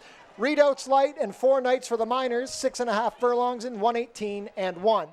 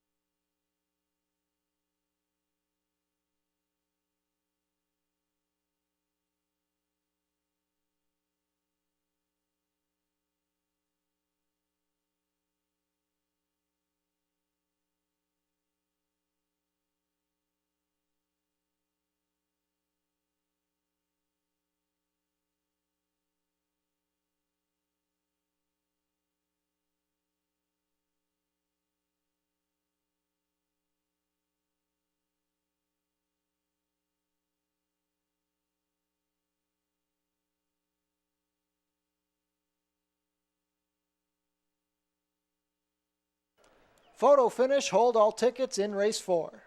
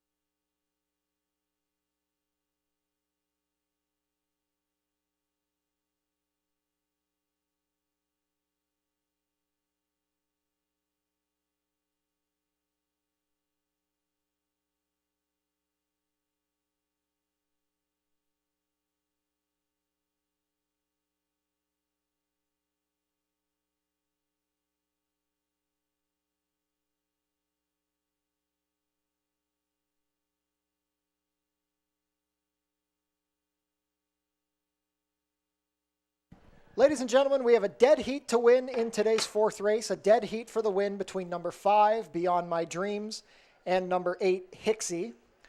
Third was the number 1, 4 Nights. Fourth, number 2, Readouts Light. So your unofficial race 4 order is 5-8 dead heat for the win, 1-2.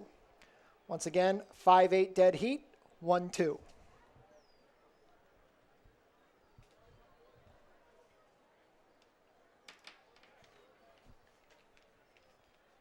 First back to the winner's circle, number 5, Beyond My Dreams. Beyond My Dreams is a 6-year-old chestnut gelding by Congrats out of Simply Stylish, bred here in Ontario by Penny and Manfred Conrad. That's a riding double today for Edgar Zenteno. Beyond My Dreams is trained by Julie Mathis for owner Bruno Schickadans. 5th lifetime win and first of the season for Beyond My Dreams. Completed the 6 1/2 furlongs in a time of 1:18 and 1 in this dead heat victory.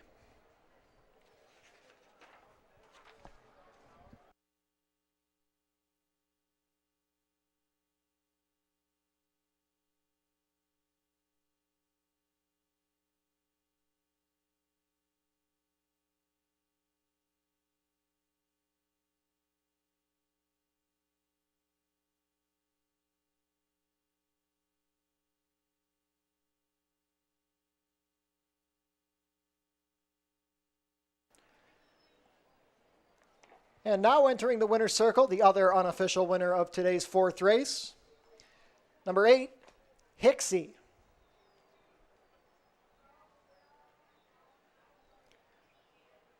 Hixie is a 5-year-old bay gelding by Hootenanny out of Fantastic Score, bred in Kentucky by Richard Forbush. Ridden to victory today by Ishmael Mosquera, Hixie is owned and trained by Paula Loescher. That is the 6th lifetime win for Hixie, who takes his Fort Erie debut in the slop.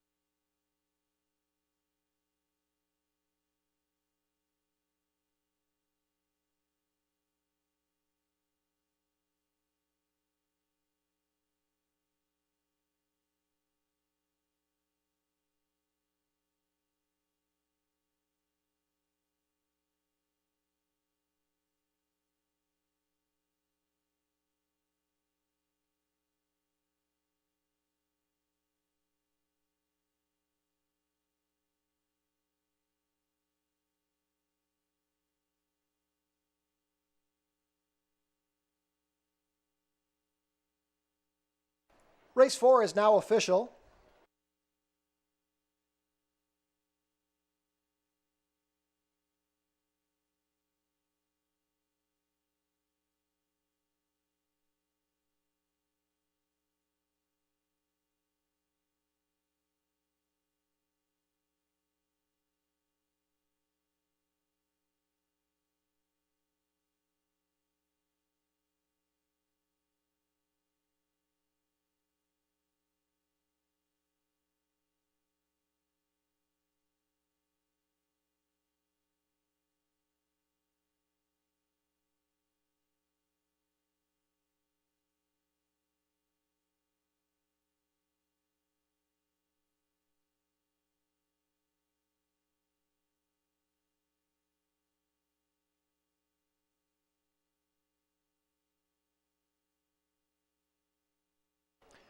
Race 5 prices are up, or race 4 prices are up, sorry.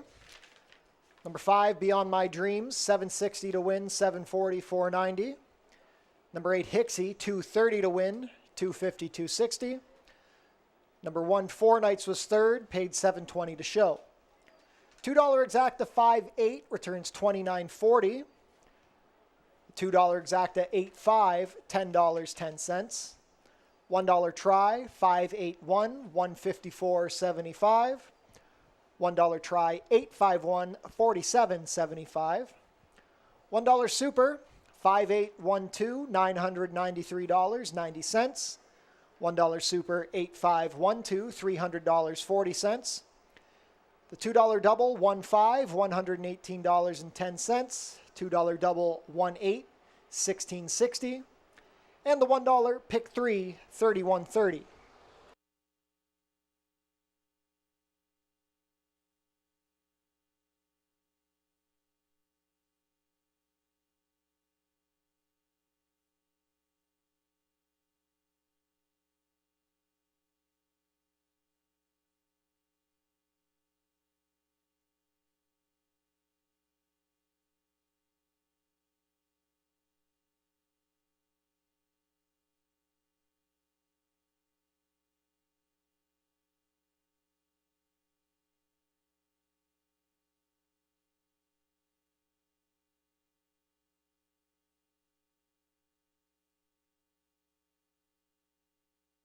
On screen now, the dead heat photo from race number 4.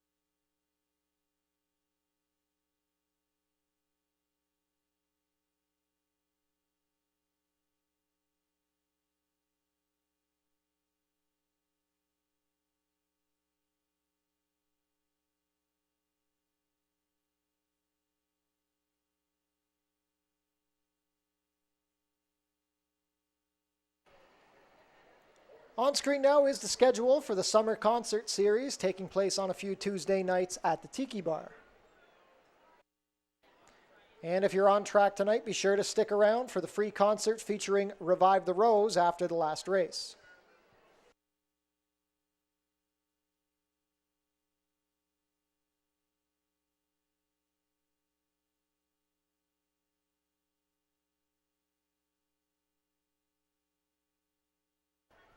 "13 minutes to post for race 5. Changes coming up. We have a rider change on the number 5, Doodle Dandy. Make the rider Mark Lee Buchanan. And an overweight on the number 8, Tipring, 2 pounds over at 124. 13 minutes to post.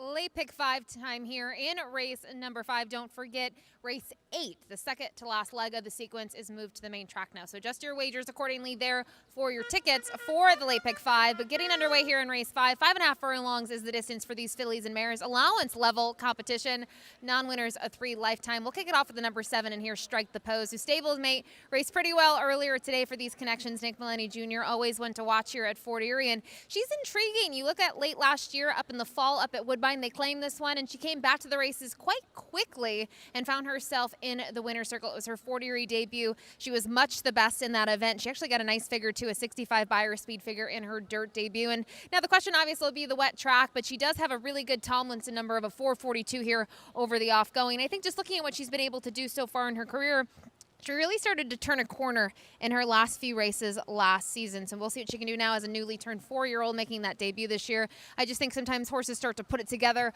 a little bit later, and that was the case for her. And hopefully she can continue. I saw her when she came over. She was on her toes. She looked very, very good here. And to me, a standout physically again here in this field. So a couple others, though, maybe to consider in terms of wagers. I thought another horse to look at is the number 4. This one out of the Julie Mathis barn, who was able to dead heat in the most recent race here between the 5 and the 8. Also, Kirk Johnson riding quite well today on the first day here of the meet. This is a horse that does have a race under the belt in 2024, so does have a little bit of that foundation.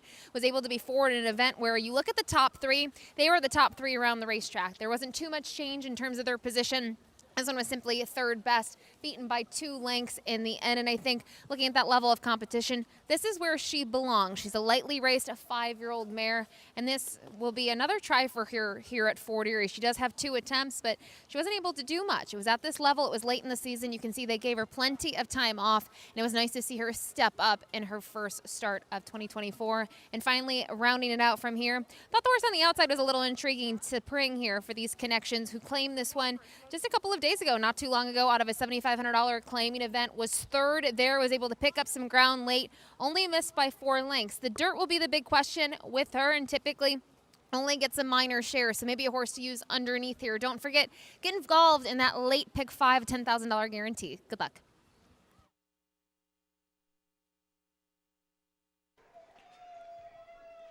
Field is making their way on track for today's 5th race. Race 5 is an allowance race for fillies and mares 3-year-olds and up, which have never won 3 races, traveling a distance of 5 1/2 furlongs for a purse of $24,600.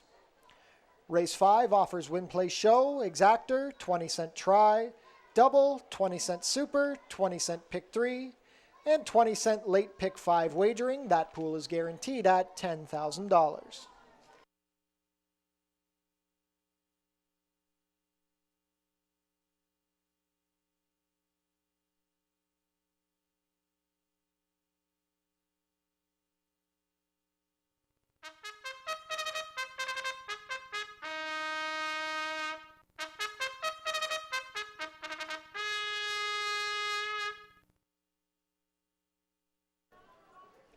Race 5 post parade, number 1 is Perfect Provision.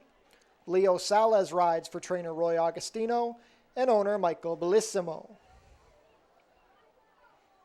Number 2, Nicole Song. Omar Marino pilots for trainer Mike Blake and owner Pass I Peach Stables. Sam Melly owns and trains the number 3, Spirit Bell. The rider is Edgar Zenteno. Number 4 is Spring High. Kirk Johnson pilots for trainer Julie Mathis and owner David Mathis. Number 5 is Doodle Dandy. Mark Lee Buchanan picks up the mount for trainer Lindsay Hode, who owns in partnership with Joseph Hode. Gary Chidobiak owns and trains the number 6, Stole the Ring. The rider is Pierre Mailhot. Number 7 is Strike the Pose. Ishmael Mosquera rides for trainer Nick Malini Jr., who owns in partnership with Thomas Pritchard. Completing the field, number 8 is Tipring. Sunny Singh pilots for owner-trainer Krista Klemmer. 2 minutes to post for race 5. $10,000 guaranteed late pick 5 begins here.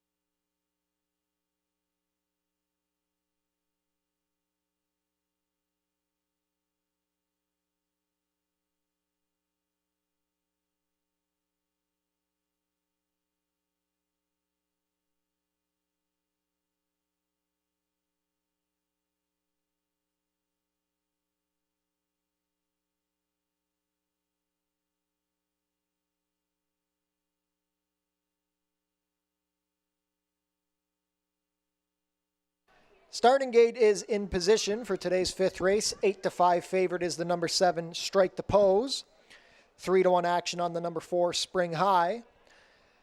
Not much time left to get your late pick 5 wagers in. Don't forget that pool is guaranteed at $10,000.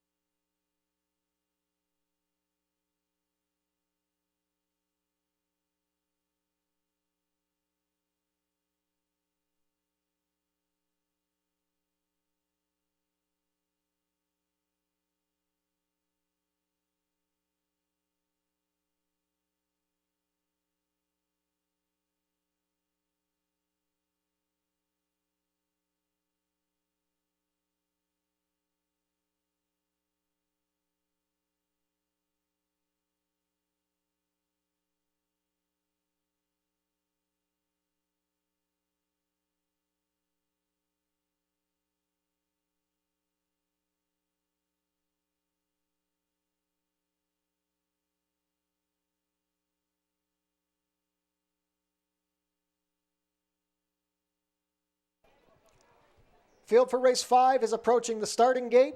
It is now post time. 8-5 choice is the number 7, Strike the Pose. 3-1 on the number 4, Spring High. 4-1 support for the number 1, Perfect Provision, who will be the first to go up. Perfect Provision under Leo Salas. Nicole's Song and Omar Marino. Spirit Bell, Edgar Zenteno. Kirk Johnson aboard the Gray Mare, Spring High. Doodle Dandy with Mark Lee Buchanan.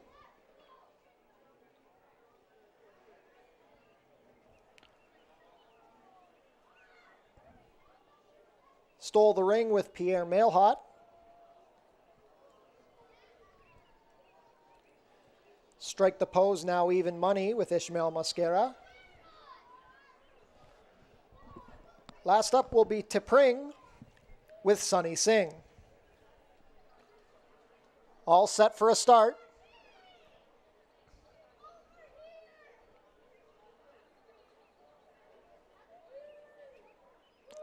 And they're off. Spring High missed the start. She's about 3 lengths out of it early. Spirit Bell going out to make the early lead.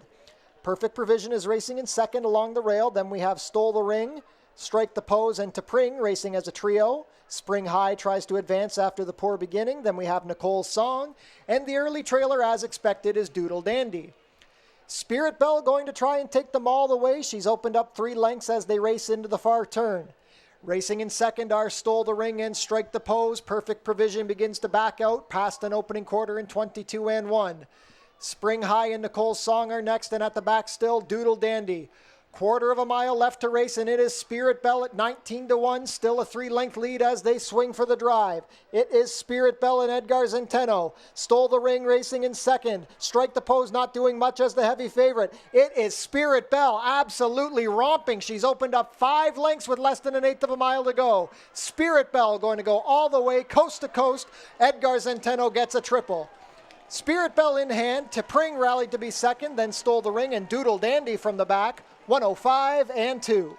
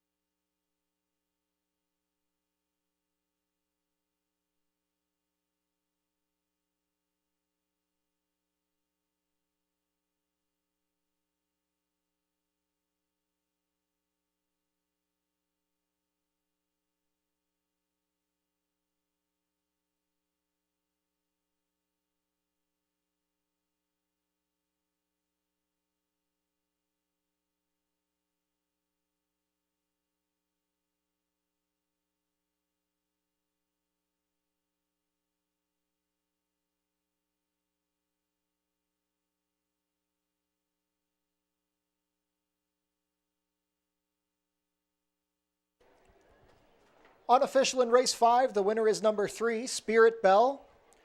Second is the 8, Tipring. Third, number 6, Stole the Ring. And fourth, number 5, Doodle Dandy. Unofficial race 5 order, 3865. Wait for the payouts on this one, as none of the favorites were a presence at all. Gonna have some big payouts in race 5.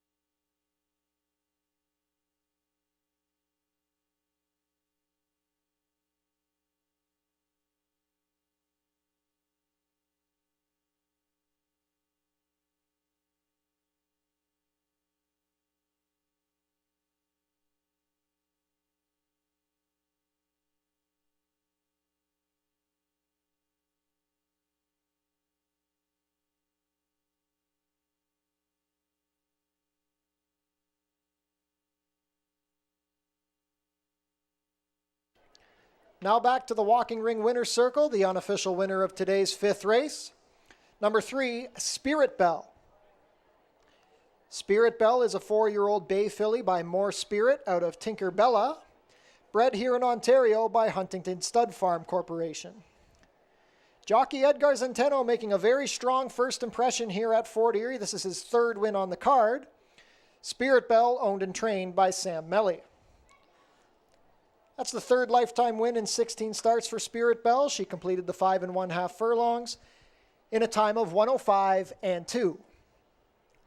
Hold all tickets until race 5 is made official.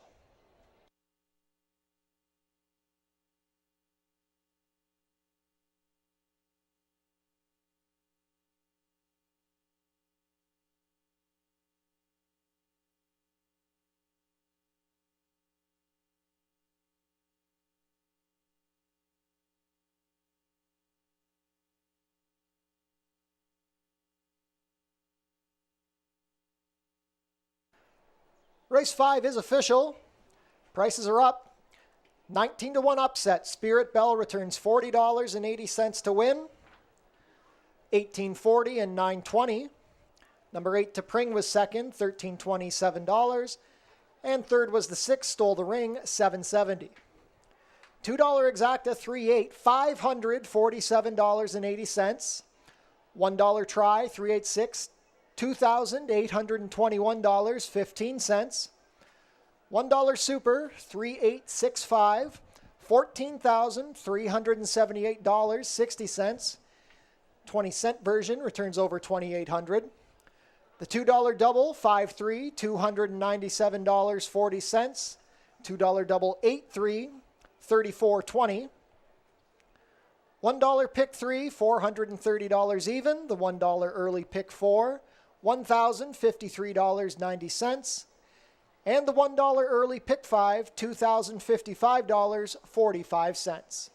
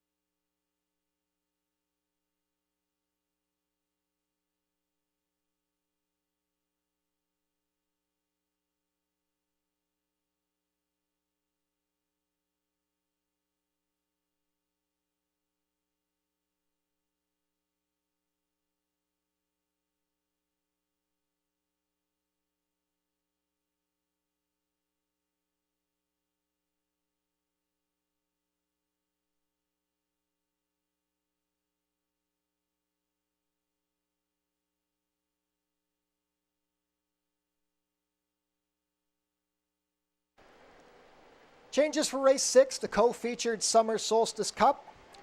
We have an overweight on the number 6, Bamboo's Babe. The rider will be 2 pounds over at 124. 13 minutes to post.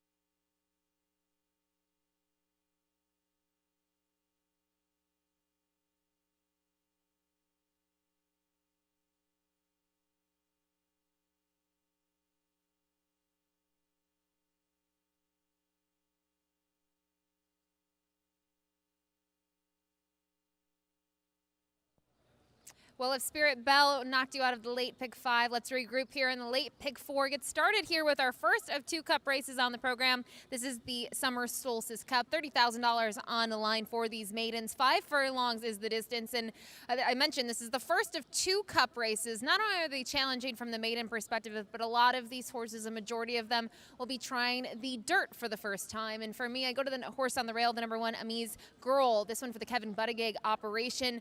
Pedigree-wise, I think she's going to really take to the dirt. You look at the bottom side of the pedigree, the mare by the name of Railtown Girl. Now, this is a daughter of Candy Ride, who, you look at her career, she won on the dirt, the turf, and the synthetic in her 10-race career, a 4-time winner. She was actually stakes placed on the dirt in New York, and I just think that kind of bodes well for a horse like this, where you have a little bit of an unknown. We're going to talk about pedigrees here a bunch in this race, just because, hey, we don't know who's going to take to the dirt, but she really was able to step it up in her second start of 2024 as a 3-year-old. She finished second in that race. Yes, she did have a little bit of a weight allowance, but she seemed to wake up, and in terms of the trip, I thought she got a nice trip and was able to run on in the stretch, just simply second best. So we'll see what she can do here, as obviously Kevin Buttigieg had luck last year in a cup race with a horse by the name of One More Ring. Now, some others to talk about. Number 2, Among the Roses. This is the daughter of Curlin out of a Kitten's Joy mare who's going to race with blinkers off today. She has 2 starts under her belt as a 2-year-old. They were late in the season up at Woodbine against maiden special weight competition, and she just really could never get running from the back of the pack. And one of them, and then more recently, if I should say 2 starts back, she's a little bit more forward. She chased and tired. And another one trying a new surface. You can see she's been working steadily here at Fort Erie with 5 published breezes over the main track. Her most recent one, 48-3. The 6th fastest of 28 workers.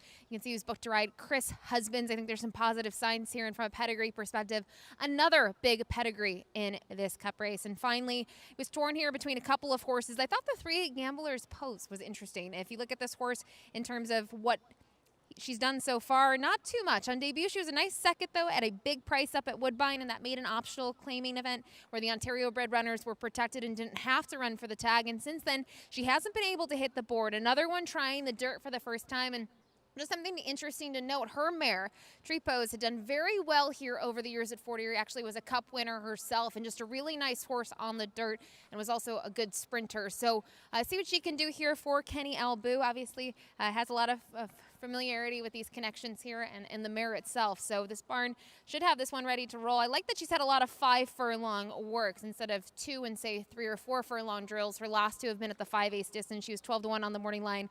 Kirk Johnson set to ride. But we'll see what happens here as you go down the PPs. The dirt is the big question, with just one runner in this field with race day experience on the main track, and now factor in the weather. Should be an interesting cup race here. It's the Summer Solstice Cup. Best of luck.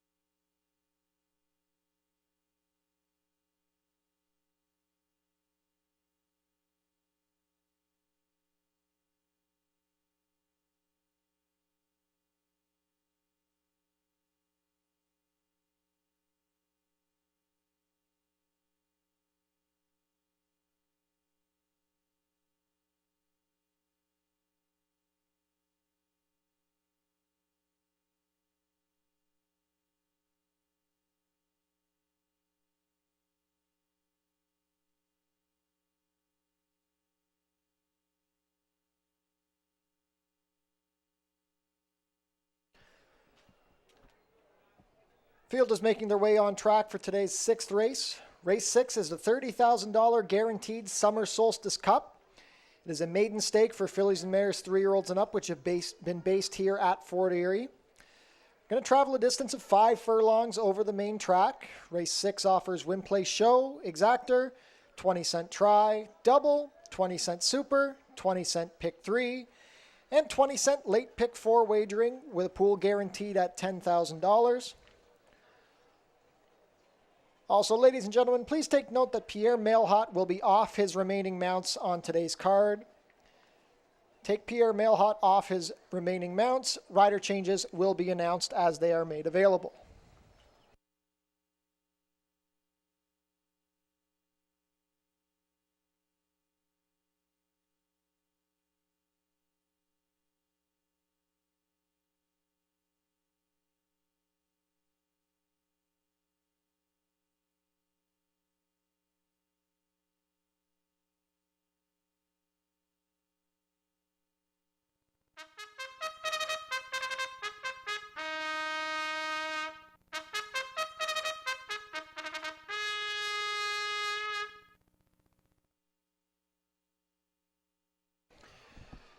Post parade for the Summer Solstice Cup. Number 1 is Amy's Girl. Ishmael Mascara rides for trainer Kevin Buttigieg and owner Colebrook Farms. Number 2 is Among the Roses. Chris Husbands in the saddle for trainer Joe Humber and owners Glenn Secura, Mario Serrani, and Shohei Chen. Six Brothers Stable own the number 3 Gambler's Pose. Kirk Johnson rides for trainer Ken Albu. We'll come back to the 4. Number 5 is Rohis. Deshaun Gaskin will pilot for trainer Noel Williams and owner Laura Williams. Dale Powell owns and trains the number 7 Almonte Princess, the rider Edgar Zenteno. Number 8 is Bella Spina. Sofia Vives rides for trainer George Newland and owner Bellwoods Farm. On screen now, the number 4, Naughty and Nice. Mark Lee Buchanan rides for trainer Julie Mathis and owner John Brown.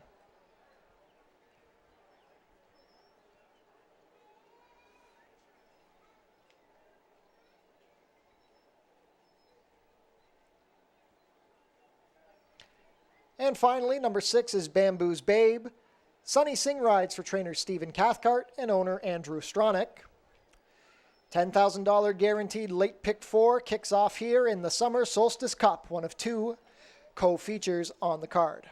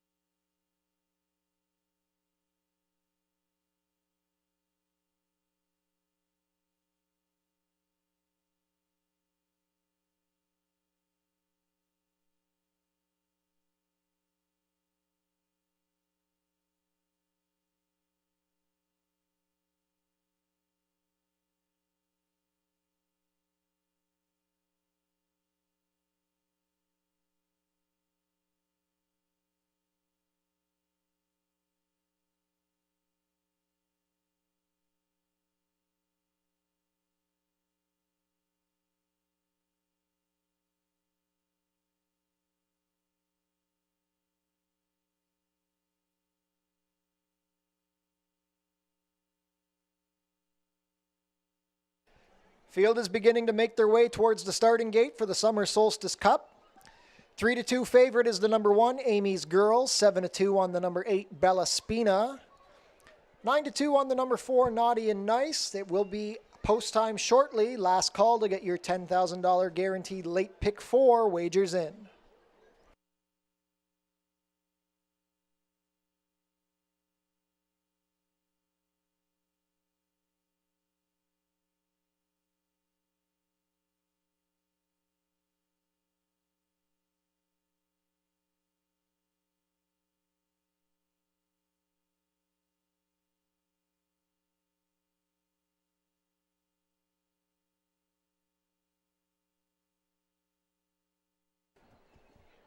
Field for race 6 has reached the starting gate. It is now post time. Amy's Girl still the favorite at 6-5. She makes her Fort Erie debut. Amy's Girl first to go up under Ishmael Mosquera. Among the Roses and Chris Husbands.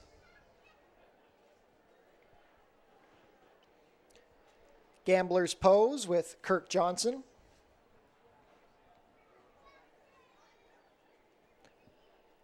Naughty and Nice with Mark Lee Buchanan.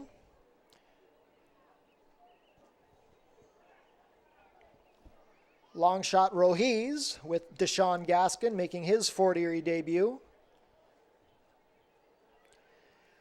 Bamboo's Babe and Sunny Singh.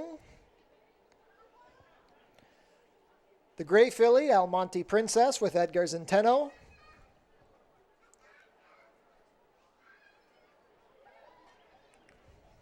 Last in will be Bella Spina and Sofia Vives. All set for a start.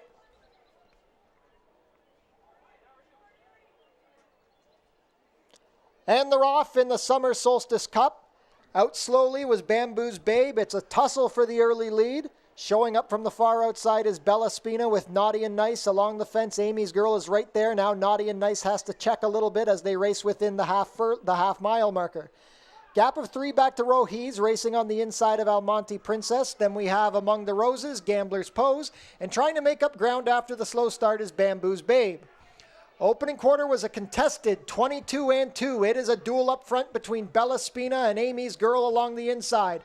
Naughty and Nice has fallen back about 4 lengths. It's well back to Almonte Princess and Rohiz. They swing for home, and now Bella Spina has seized control from Amy's Girl. It is Bella Spina and Sofia Vives up by 2.5 at the furlong marker.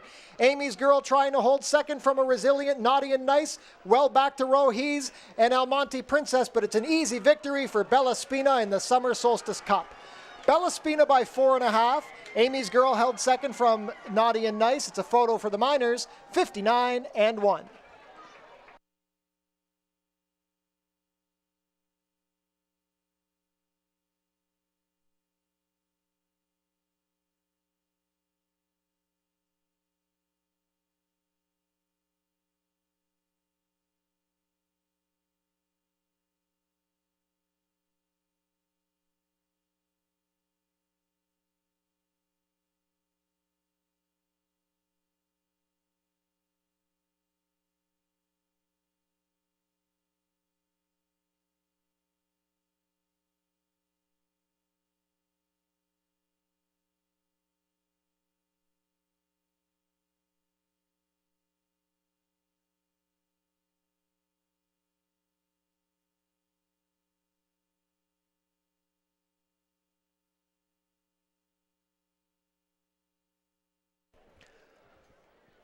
Unofficial in the Summer Solstice Cup, the winner is number 8, Bella Spina.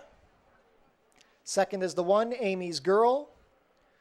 Third, number 4, Naughty and Nice.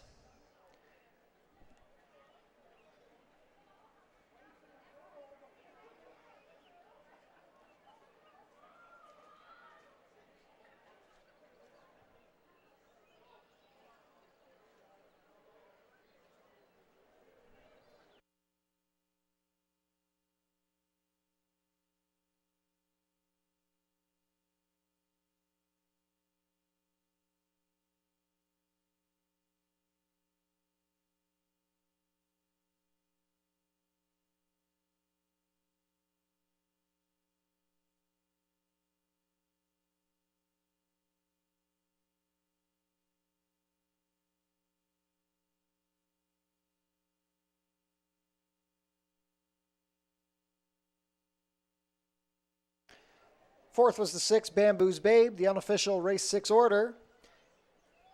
8-1-4-6.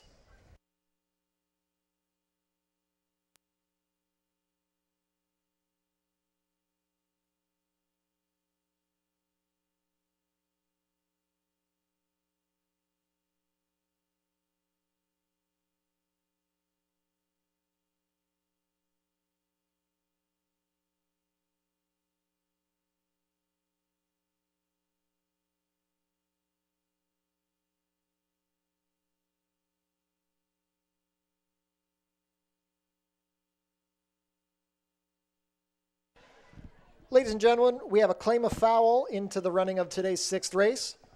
The riders of both number 4, Naughty and Nice, and the 1, Amy's Girl, alleging interference against the unofficial winner, number 8, Bella Spina. Again, that's a pair of claims of foul, 4 against 8 and 1 against 8 into the running of today's 6th race. Hold all tickets as the inquiry progresses.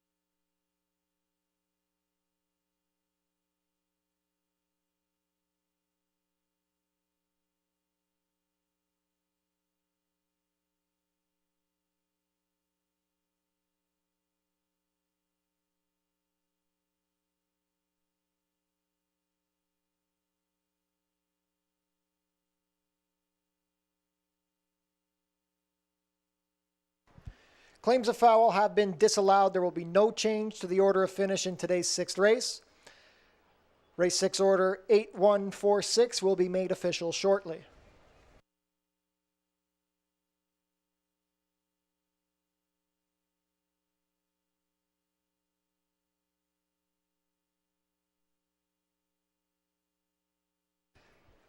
Now down to the winner's circle. The winner of today's Summer Solstice Cup, number 8, Bella Spina. Bella Spina is a 7-year-old chestnut mare by Turfisti out of Malaspina, bred here in Ontario by Adolphe Gust. Ridden to victory today by Sofia Vives, Bella Spina is trained by George Newland for owner Bellwoods Farm. Breaking the maiden in attempt number 15, Bella Spina completed the 5 furlongs in a time of 59 and 1.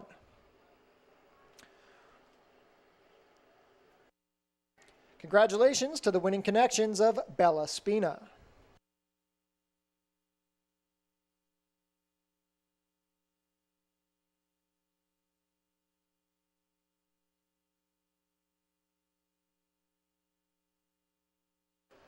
It's official, prices are up. Bella Spina returns $15.50 to win, $472.90. Number 1, Amy's Girl second, $232.10. Third was the 4, Naughty and Nice, $260 to show. $2 exacta, 8-1, $29.40. The $1 try, 8-1-4, $35.10. $1 super, 8-1-4-6, $353.45. $2 double, 3-8, $383.70. And the $1 pick 3, $404.40.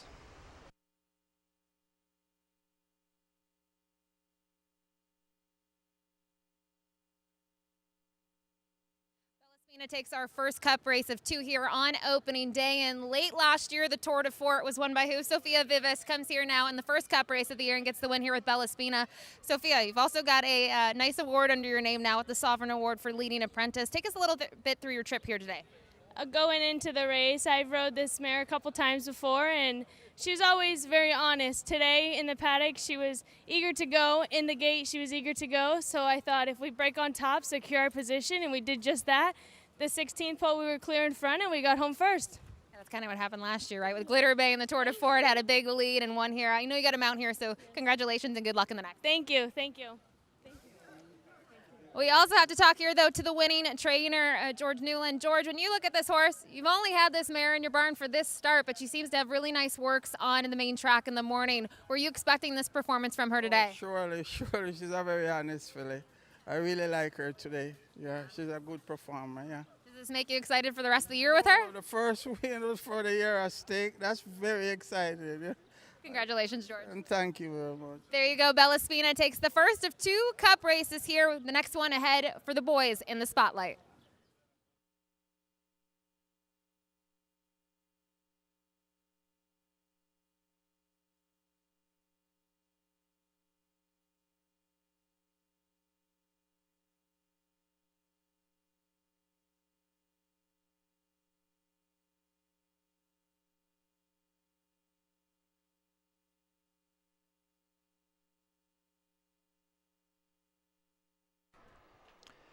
Changes for the upcoming 7th race, the Sprint into Summer Cup. We have a rider change being announced for the first time on the number 6, Fajardo. Make the rider Amanda Vandermeersch. And vet scratch the number 7, Autumn So Flashy. Take out the 7. We also have rider changes for the rest of Pierre Mailhot's mounts on the card. If you'll turn forward to race 8, the number 6, Kind of Blue Kitten. Make the rider Alexis Sanchez. Put Sanchez on the number 6 in race 8. And in race 9, the number 5, Core, will now be ridden by Edgar Zenteno. Zenteno on the number 5 in race 9.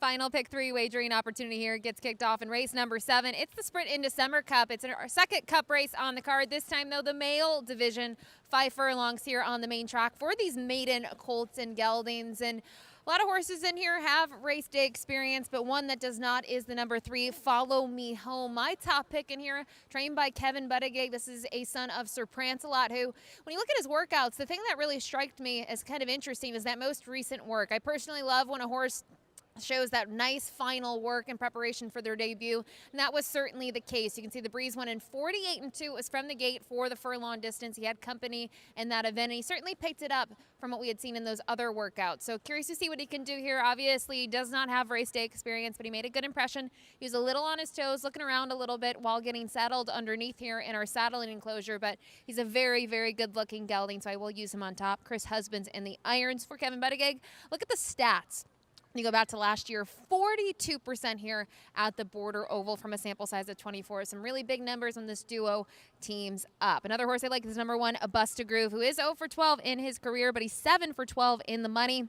He actually had a really nice race to cap off the 2023 season up at Woodbine. He ended up finishing second, just missed there, but at the odds of 13-1, and was finished in front of a horse that was originally entered for this spot, the number 7, Autumn So Flashy, who was scratched. I thought that was a good kind of way to wrap up his 3-year-old campaign. And he actually does have that one start under his belt this year where he finished 3rd. He was part of that early pace scenario. He had some pressure early on, and he ended up surrendering to finish 3rd, beaten by less than 5 lengths. But it's worth noting that the runner-up, the horse that finished in front of him, came back to win in his next start. So I always like to see those angles here, and I think looking at the dirt races, his last time on the dirt was against maiden special weight competition. The horse that won that race, Diamond Heist, was a very nice horse here last season. Actually went to the States and had some success down at Penn National. So Busta Groove here, I am going to use as my second choice. And then looking at others in here, a 7 scratch, so it changed things around just a little bit for me. And as my 3rd pick, I go to the number 2, Screen Legend for trainer Julie Mathis. A first-time gelding, blinkers off, first start since joining this barn. And I know hasn't done much in those 4 starts that we saw up at Woodbine. They did try a distance race, 2 back, and tried one more sprint to end the season, but the transition from 2 to 3 can be huge, and this one's obviously getting a change of atmosphere. Note the nice work here on May 17th. So we'll see what this can do. Edgar Centeno already having a great day here at Fort Erie, and maybe a rider to watch this season as we just get underway today. But for me, the 3, the first-time starter, Follow Me Home, ends up being my top pick. Best of luck.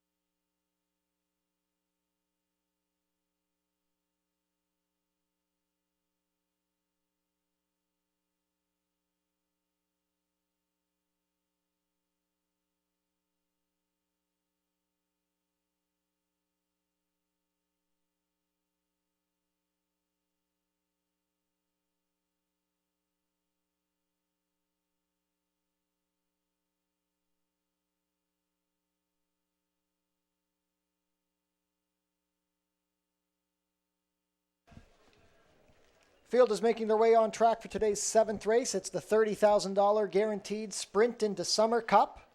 This is a maiden stake for Colton Geldings, who have been based here at Fort Erie Racetrack. We're going to go a distance of 5 furlongs.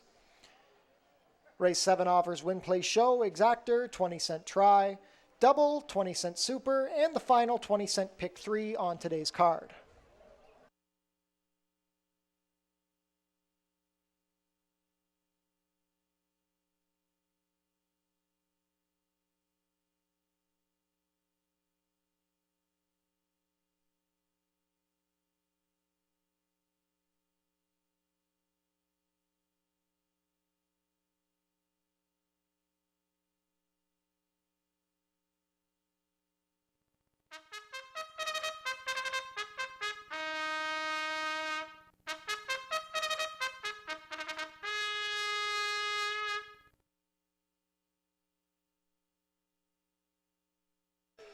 Post parade for the Sprint into Summer Cup, number 1 is Bust a Groove. Leo Salas rides for trainer Roy Agostino and owner Born to Run Racing Stable. Come back to the 2 and 3. Number 4 is Drill Hall. Sofia Vives has the call for trainer Anthony Husbands and owner Offshore Racing Stable. Number 5 is Opeachy.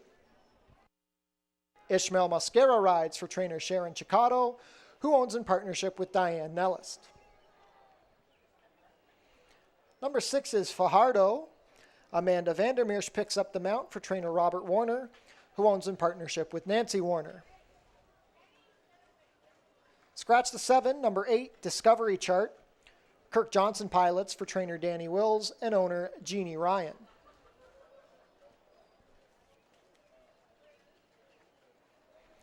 On screen now, number 2 is Screen Legend. Edgar Zenteno rides for trainer Julie Mathis and owners Racing Canada Incorporated and John Brown.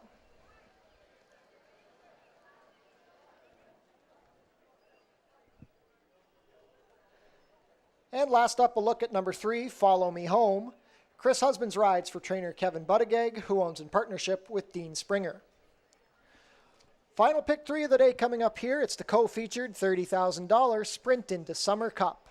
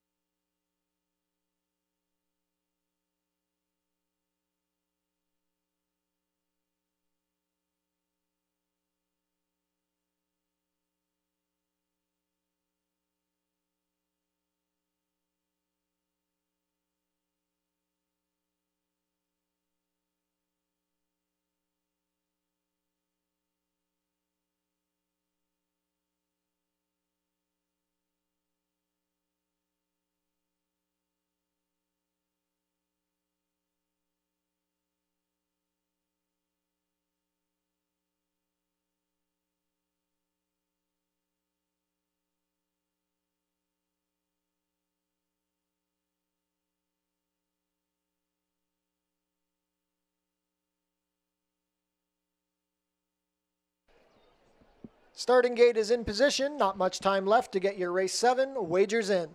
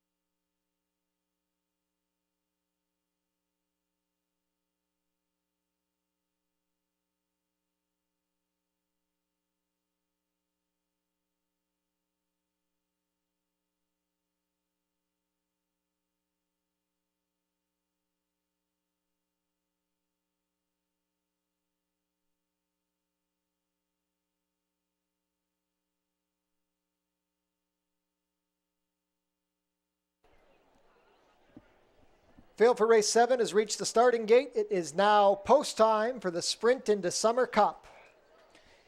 8-5 favorite is the number 1, Bust a Groove. 4-1 support on the number 3, Follow Me Home, a first-time starter. 9-2 on the outside runner, Discovery Chart.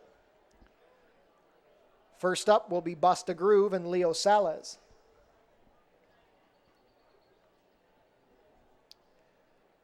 The gray, Screen Legend and Edgar Zenteno.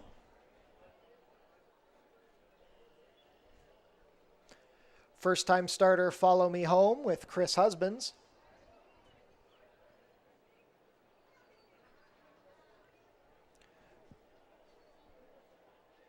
Drill Hall. Sofia Vives will look to sweep the stakes on today's card.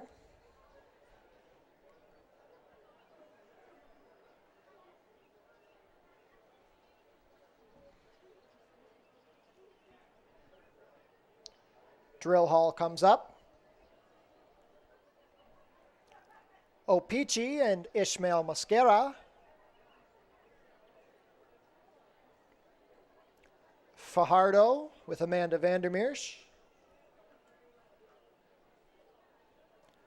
Last up will be Discovery Chart and Kirk Johnson. All set for a start.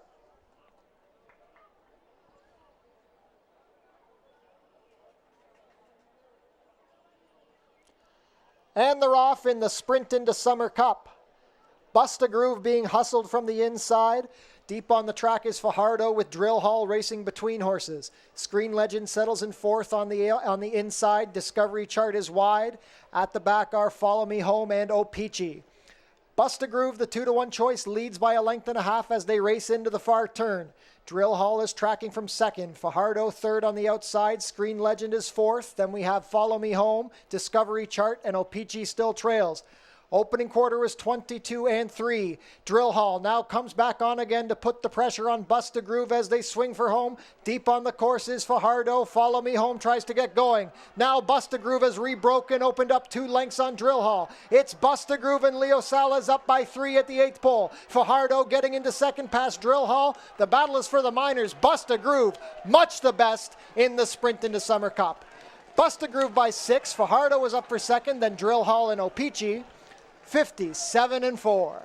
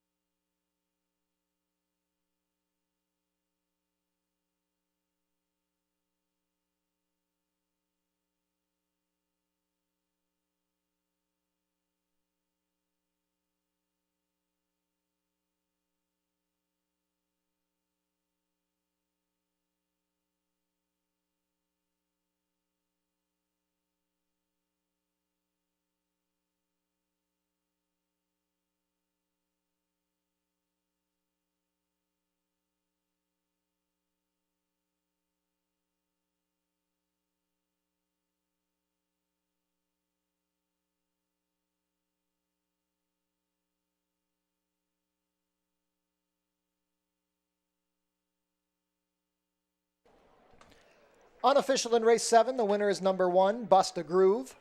Second is the 6, Fajardo. Third, number 4, Drill Hall. Fourth, number 5, Opeachy. Unofficial race 7 order, 1-6-4-5.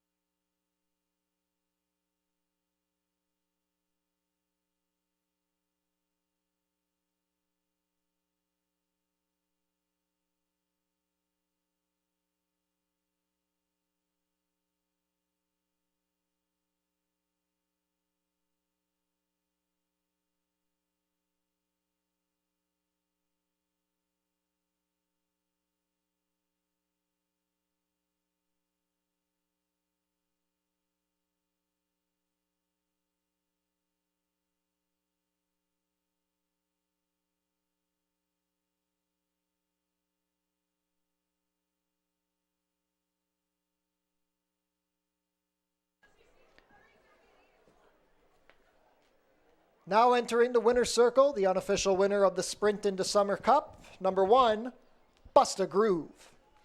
Busta Groove is a 4-year-old bay gelding by Arpista out of Sydney Spirit, bred here in Ontario by Anne Margetts, Lisa Burry, and Larry Heffernan. Ridden to victory today in gate-to-wire fashion by Leo Salas, Busta Groove is trained by Roy Augustino for Born to Run Racing Stable. Breaking the maiden in attempt number 13, Busta Groove completed the 5 furlongs in the slop in a time of 57-4. Hold all tickets until race 7 is made official.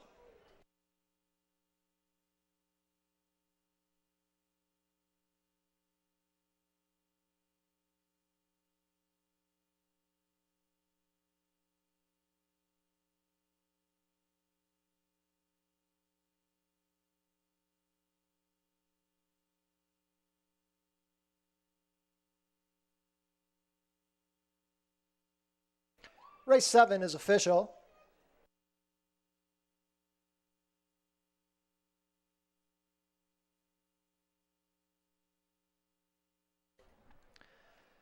Number 1, Busta Groove, returned $650 to win, $380 and $290. Second was the 6, Fajardo, $720 to place, $520. Third, number 4, Drill Hall, $840 to show. $2 exacta, $1632.30. The $1 try, $164, $218.40. $1 super, $1645, $543.60. The $2 double, $81, $45.30. $1 pick 3, $506.85.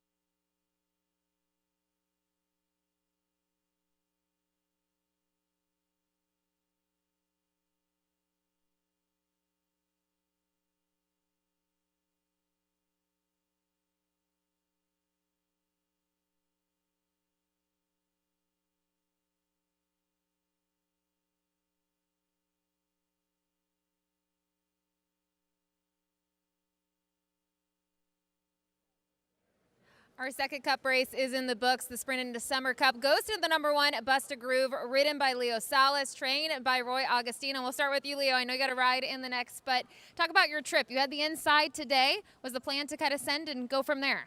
Right. You know, the horse is showing speed in the last races. He's very ready from the gate. He's jumping well. I make sure he's get the lead, and yeah, from there it was easy game.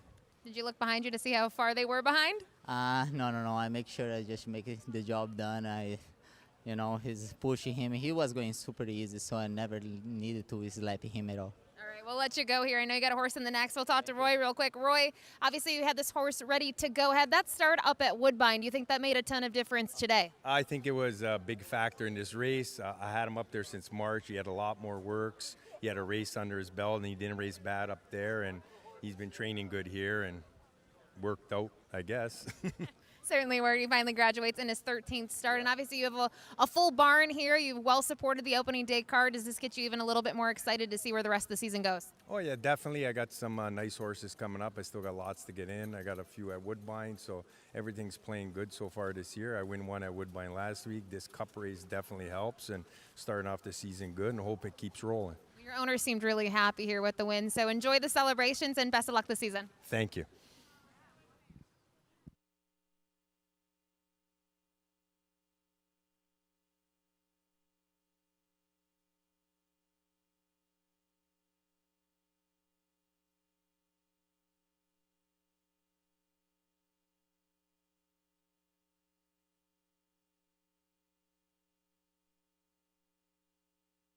Race 8 changes. Take note that we are off the turf for race 8. It will now be run at 5 furlongs over the main track. Stewart scratched the number 1, Tangerine Twist. Take note that the number 2, Wiccan Sense, there should be an apprentice allowance of 5 pounds next to the weight. Overweight on the number 3, Heliconia, 3 pounds over at 113. Rider change on the number 6, Kind of Blue Kitten.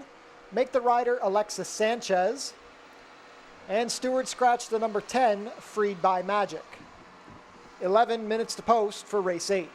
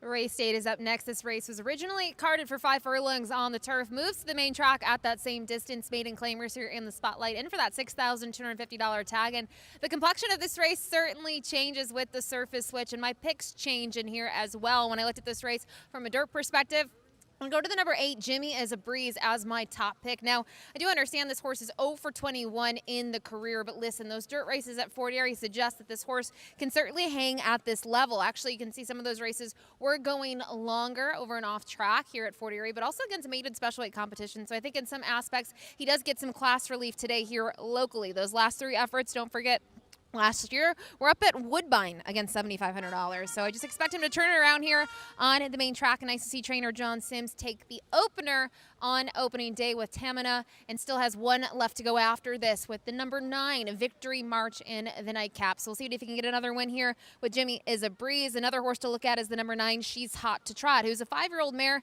Took her a little bit to get to the races. She didn't fire on her debut here, but at the $4,000 level at Mountaineer, well, guess what? She was second best in those 4 starts.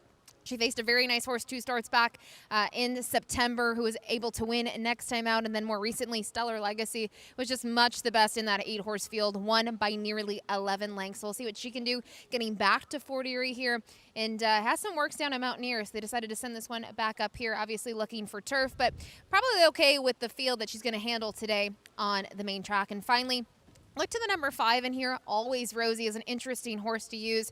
Her final dirt start last year was one of her better performances. She's finished 4th, beaten by just 3 lengths. And Chris Husband's going to climb aboard her in this spot. She's going to need to pick it up a little bit, but if she can be somewhat forward, I think she's got a shot here to round out the minors for trainer Ken Albu. But for me, go to the 8, Jimmy is a Breeze, to finally graduate here in the 8th. Good luck.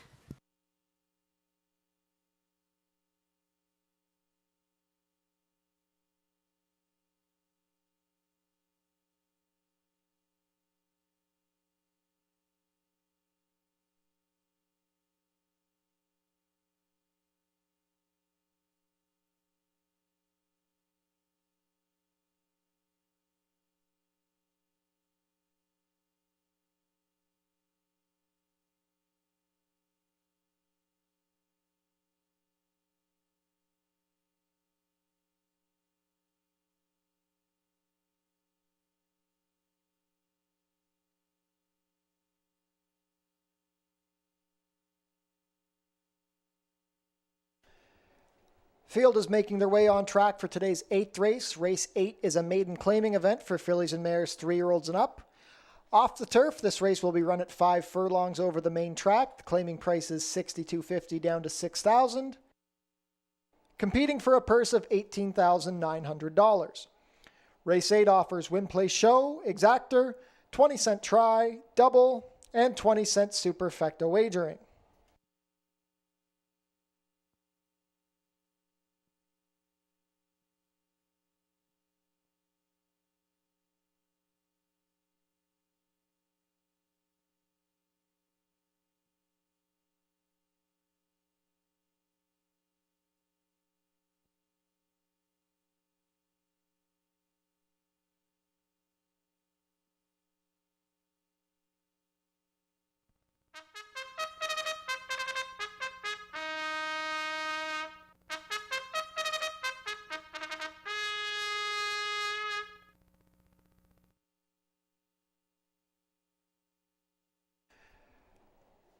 Race 8 post parade, scratch the 1. Number 2 is Wiccan Sense.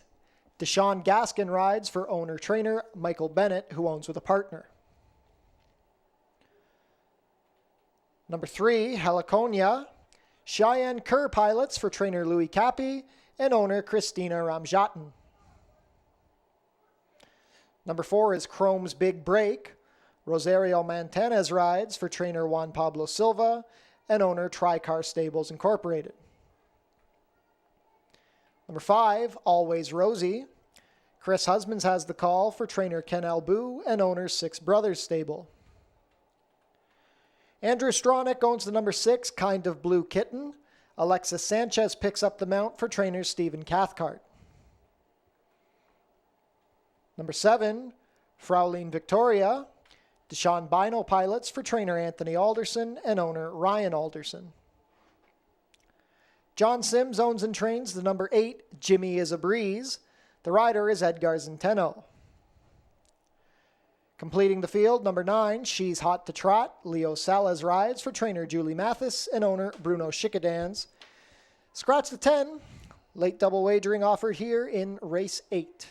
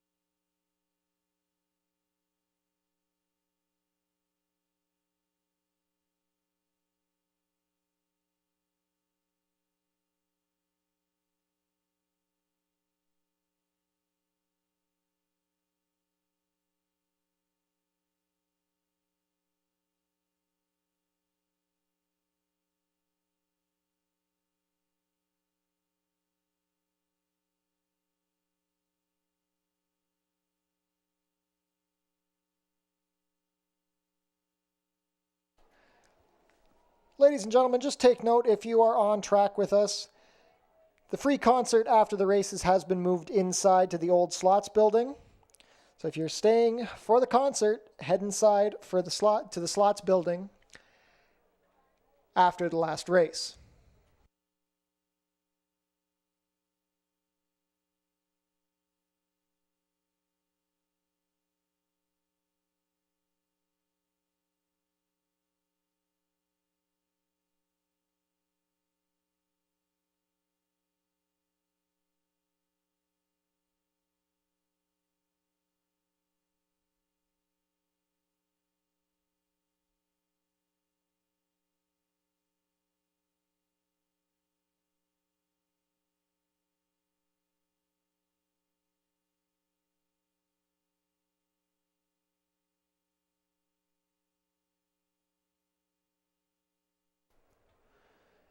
Starting gate is moving into position for the 8th race. It's a very wide open betting board. Co-favored at 3-1 are numbers 4, Chrome's Big Break, and number 9, She's Hot to Trot. Closely followed by third choice, Jimmy is a Breeze, the number 8 currently at 7-2. 5-1 action on the 3, Heliconia, and the 6, Kind of Blue Kitten. Very competitive wagering event here in the 8th.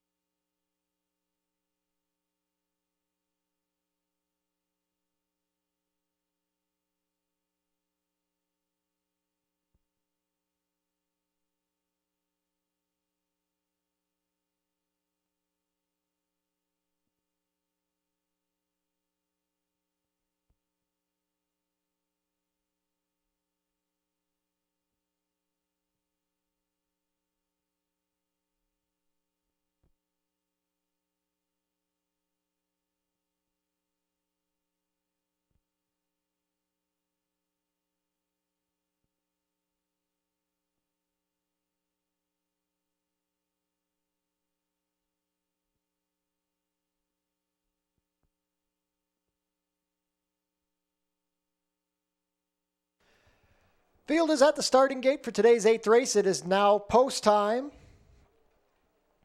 First to go up is Wiccan Sense with Deshaun Gaskin.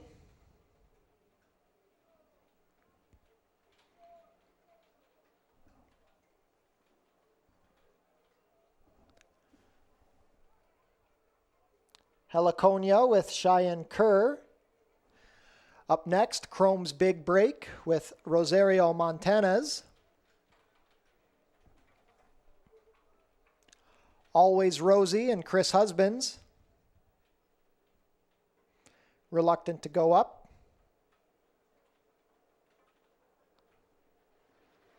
Goes in now. Kind of Blue Kitten, Alexis Sanchez. As the rain picks up steam here at Fort Erie Racetrack, Froline Victoria and Deshawn Bino in her Fort Erie debut. Jimmy is a Breeze with Edgar Zenteno. Currently the 2-1 favorite.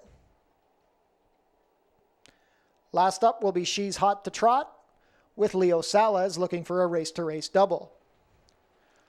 All set for a start.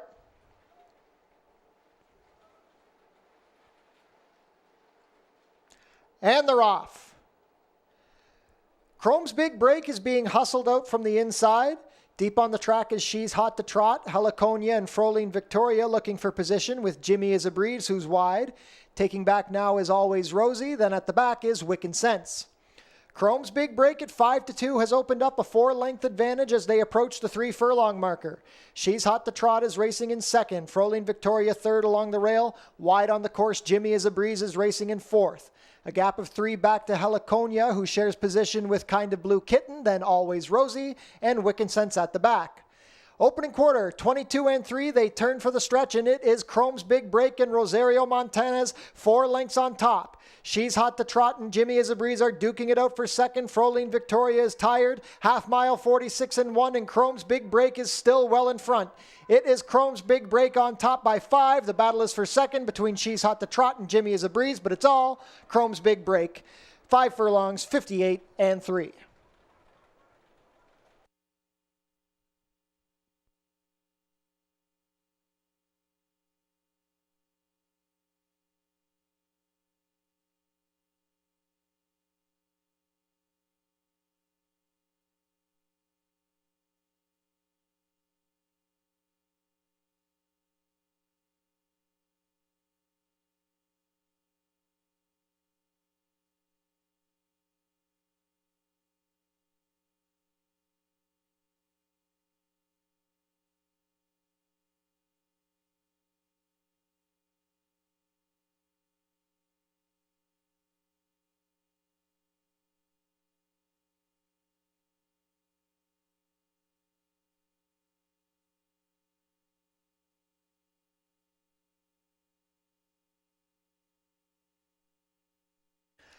Unofficial in race 8, the winner is number 4, Chrome's Big Break. Second, the number 9, She's Hot to Trot.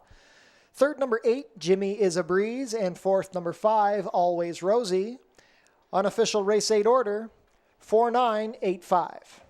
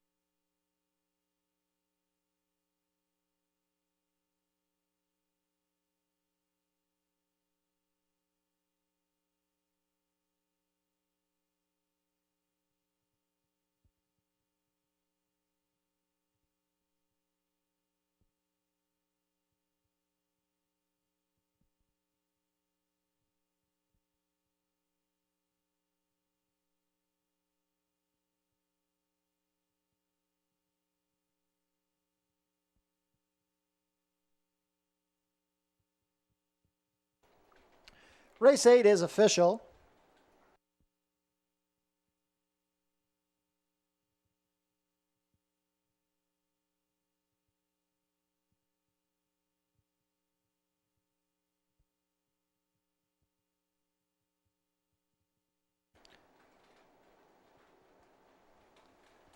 Now returning to the winner's circle, the official winner of today's 8th race, number 4, Chrome's Big Break. Chrome's Big Break is a 4-year-old chestnut filly by California Chrome out of Big Break. Bred in California by Richard Barton Enterprises, Perry Martin, and Denise Martin. Ridden to victory today in gate-to-wire fashion by Rosario Montanez. Chrome's Big Break is trained by Juan Pablo Silva for Tricar Stables Incorporated. She breaks the maiden in her 3rd attempt, completing the 5 furlongs today in a time of 58-3. The prices are up.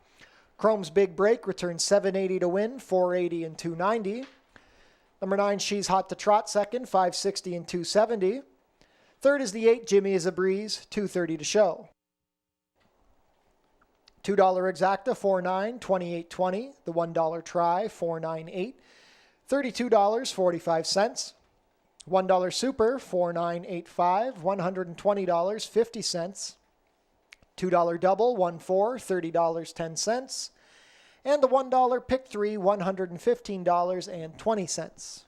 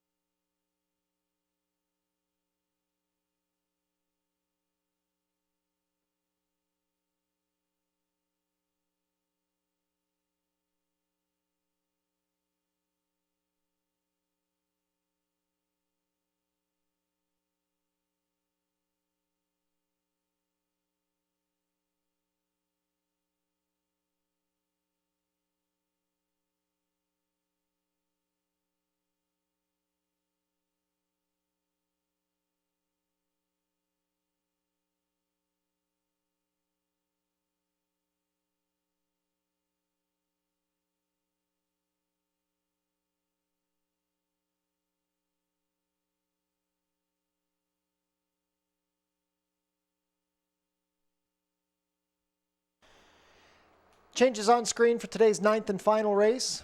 Stewart scratch the number 4, Westward Look. Take out the 4. And a rider change on the number 5, Core. Make the rider Edgar Zenteno. 11 minutes to post for race 9.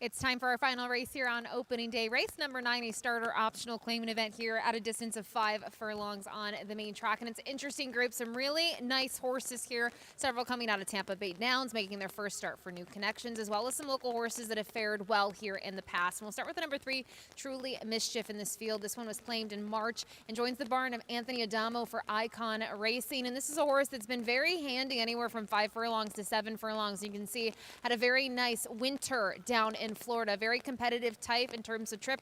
We'll see what he can do here at Fort Erie Racetrack. But, you know, you start to look at his races, you go down the page. He's somewhat tactical. He can be forward. He can sit just off of it. And, you know, having speed, especially in these last couple of races, has held very well here over the main track. He's picked up for 10,000. And this sort of race is really important as we start to kick off our season. This is where we'll see some of the big names, and, you know, they'll work towards cup races later in the season. So Truly Mischief, my top pick in here. I think his main rival on paper is the number 9, Victory March, who is such a fruitful claim for trainer John Sims last year.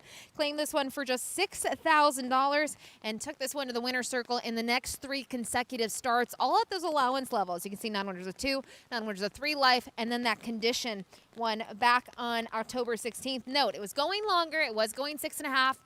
It was over the mud. He really took to the wet track. He drew clear and dominated that group, which included horses such as Striking Moon and Strong Ending, which he'll have to face again in this field. He got an 82 Beyer speed figure. He just absolutely loves the dirt. We saw that at Oaklawn Park. We saw that last connections. I think we're going to see bigger things from him, especially as he stretches out in distance later this meet. And finally, I mentioned a name, the number 6 in here, Strong Ending. He's a familiar horse here at Fort Erie. Trainer Richard Davis had claimed this one out of races in Florida and has done so well with him. He was the 2022 Horse of the Year here. And you talk about the wins that he had in that year. He was 7 for 12. And while 2023 didn't necessarily plan out the way that they wanted to, as he was just a one-time winner from 10 starts, he showed up just about every single time. They tried some different things with him. They sent him to Woodbine. They tried him on the turf. But what he likes is the dirt here at the Fort. Very accomplished in his career.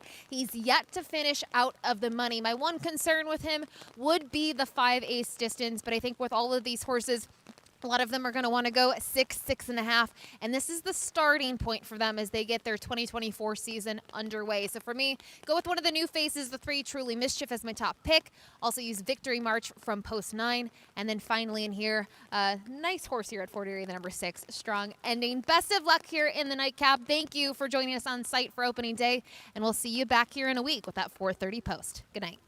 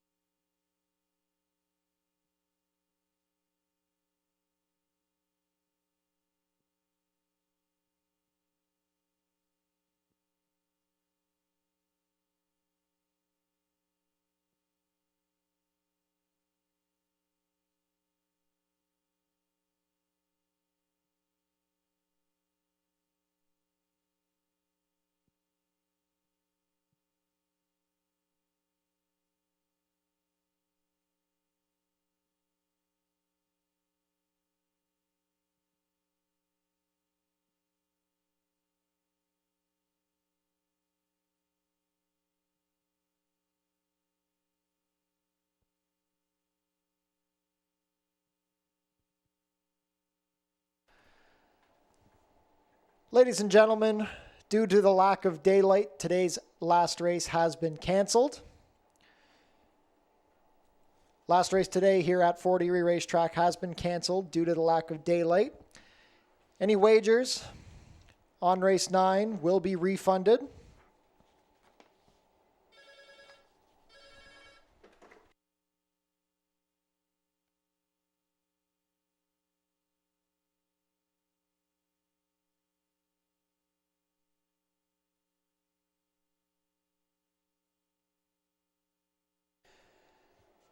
There will be consolation payouts in the pick 3, pick 4, and pick 5. All other wagers, win, play, show, exact, or try, super, will be refunded. I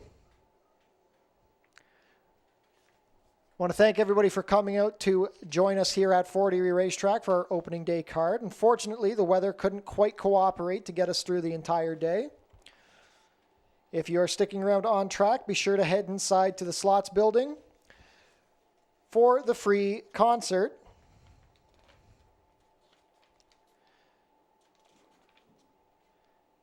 And a reminder that we will be back a week today on Tuesday, 4:30 first post. Thank everybody for joining us here at Fort Erie today. Have a safe drive home, and we will see you next week.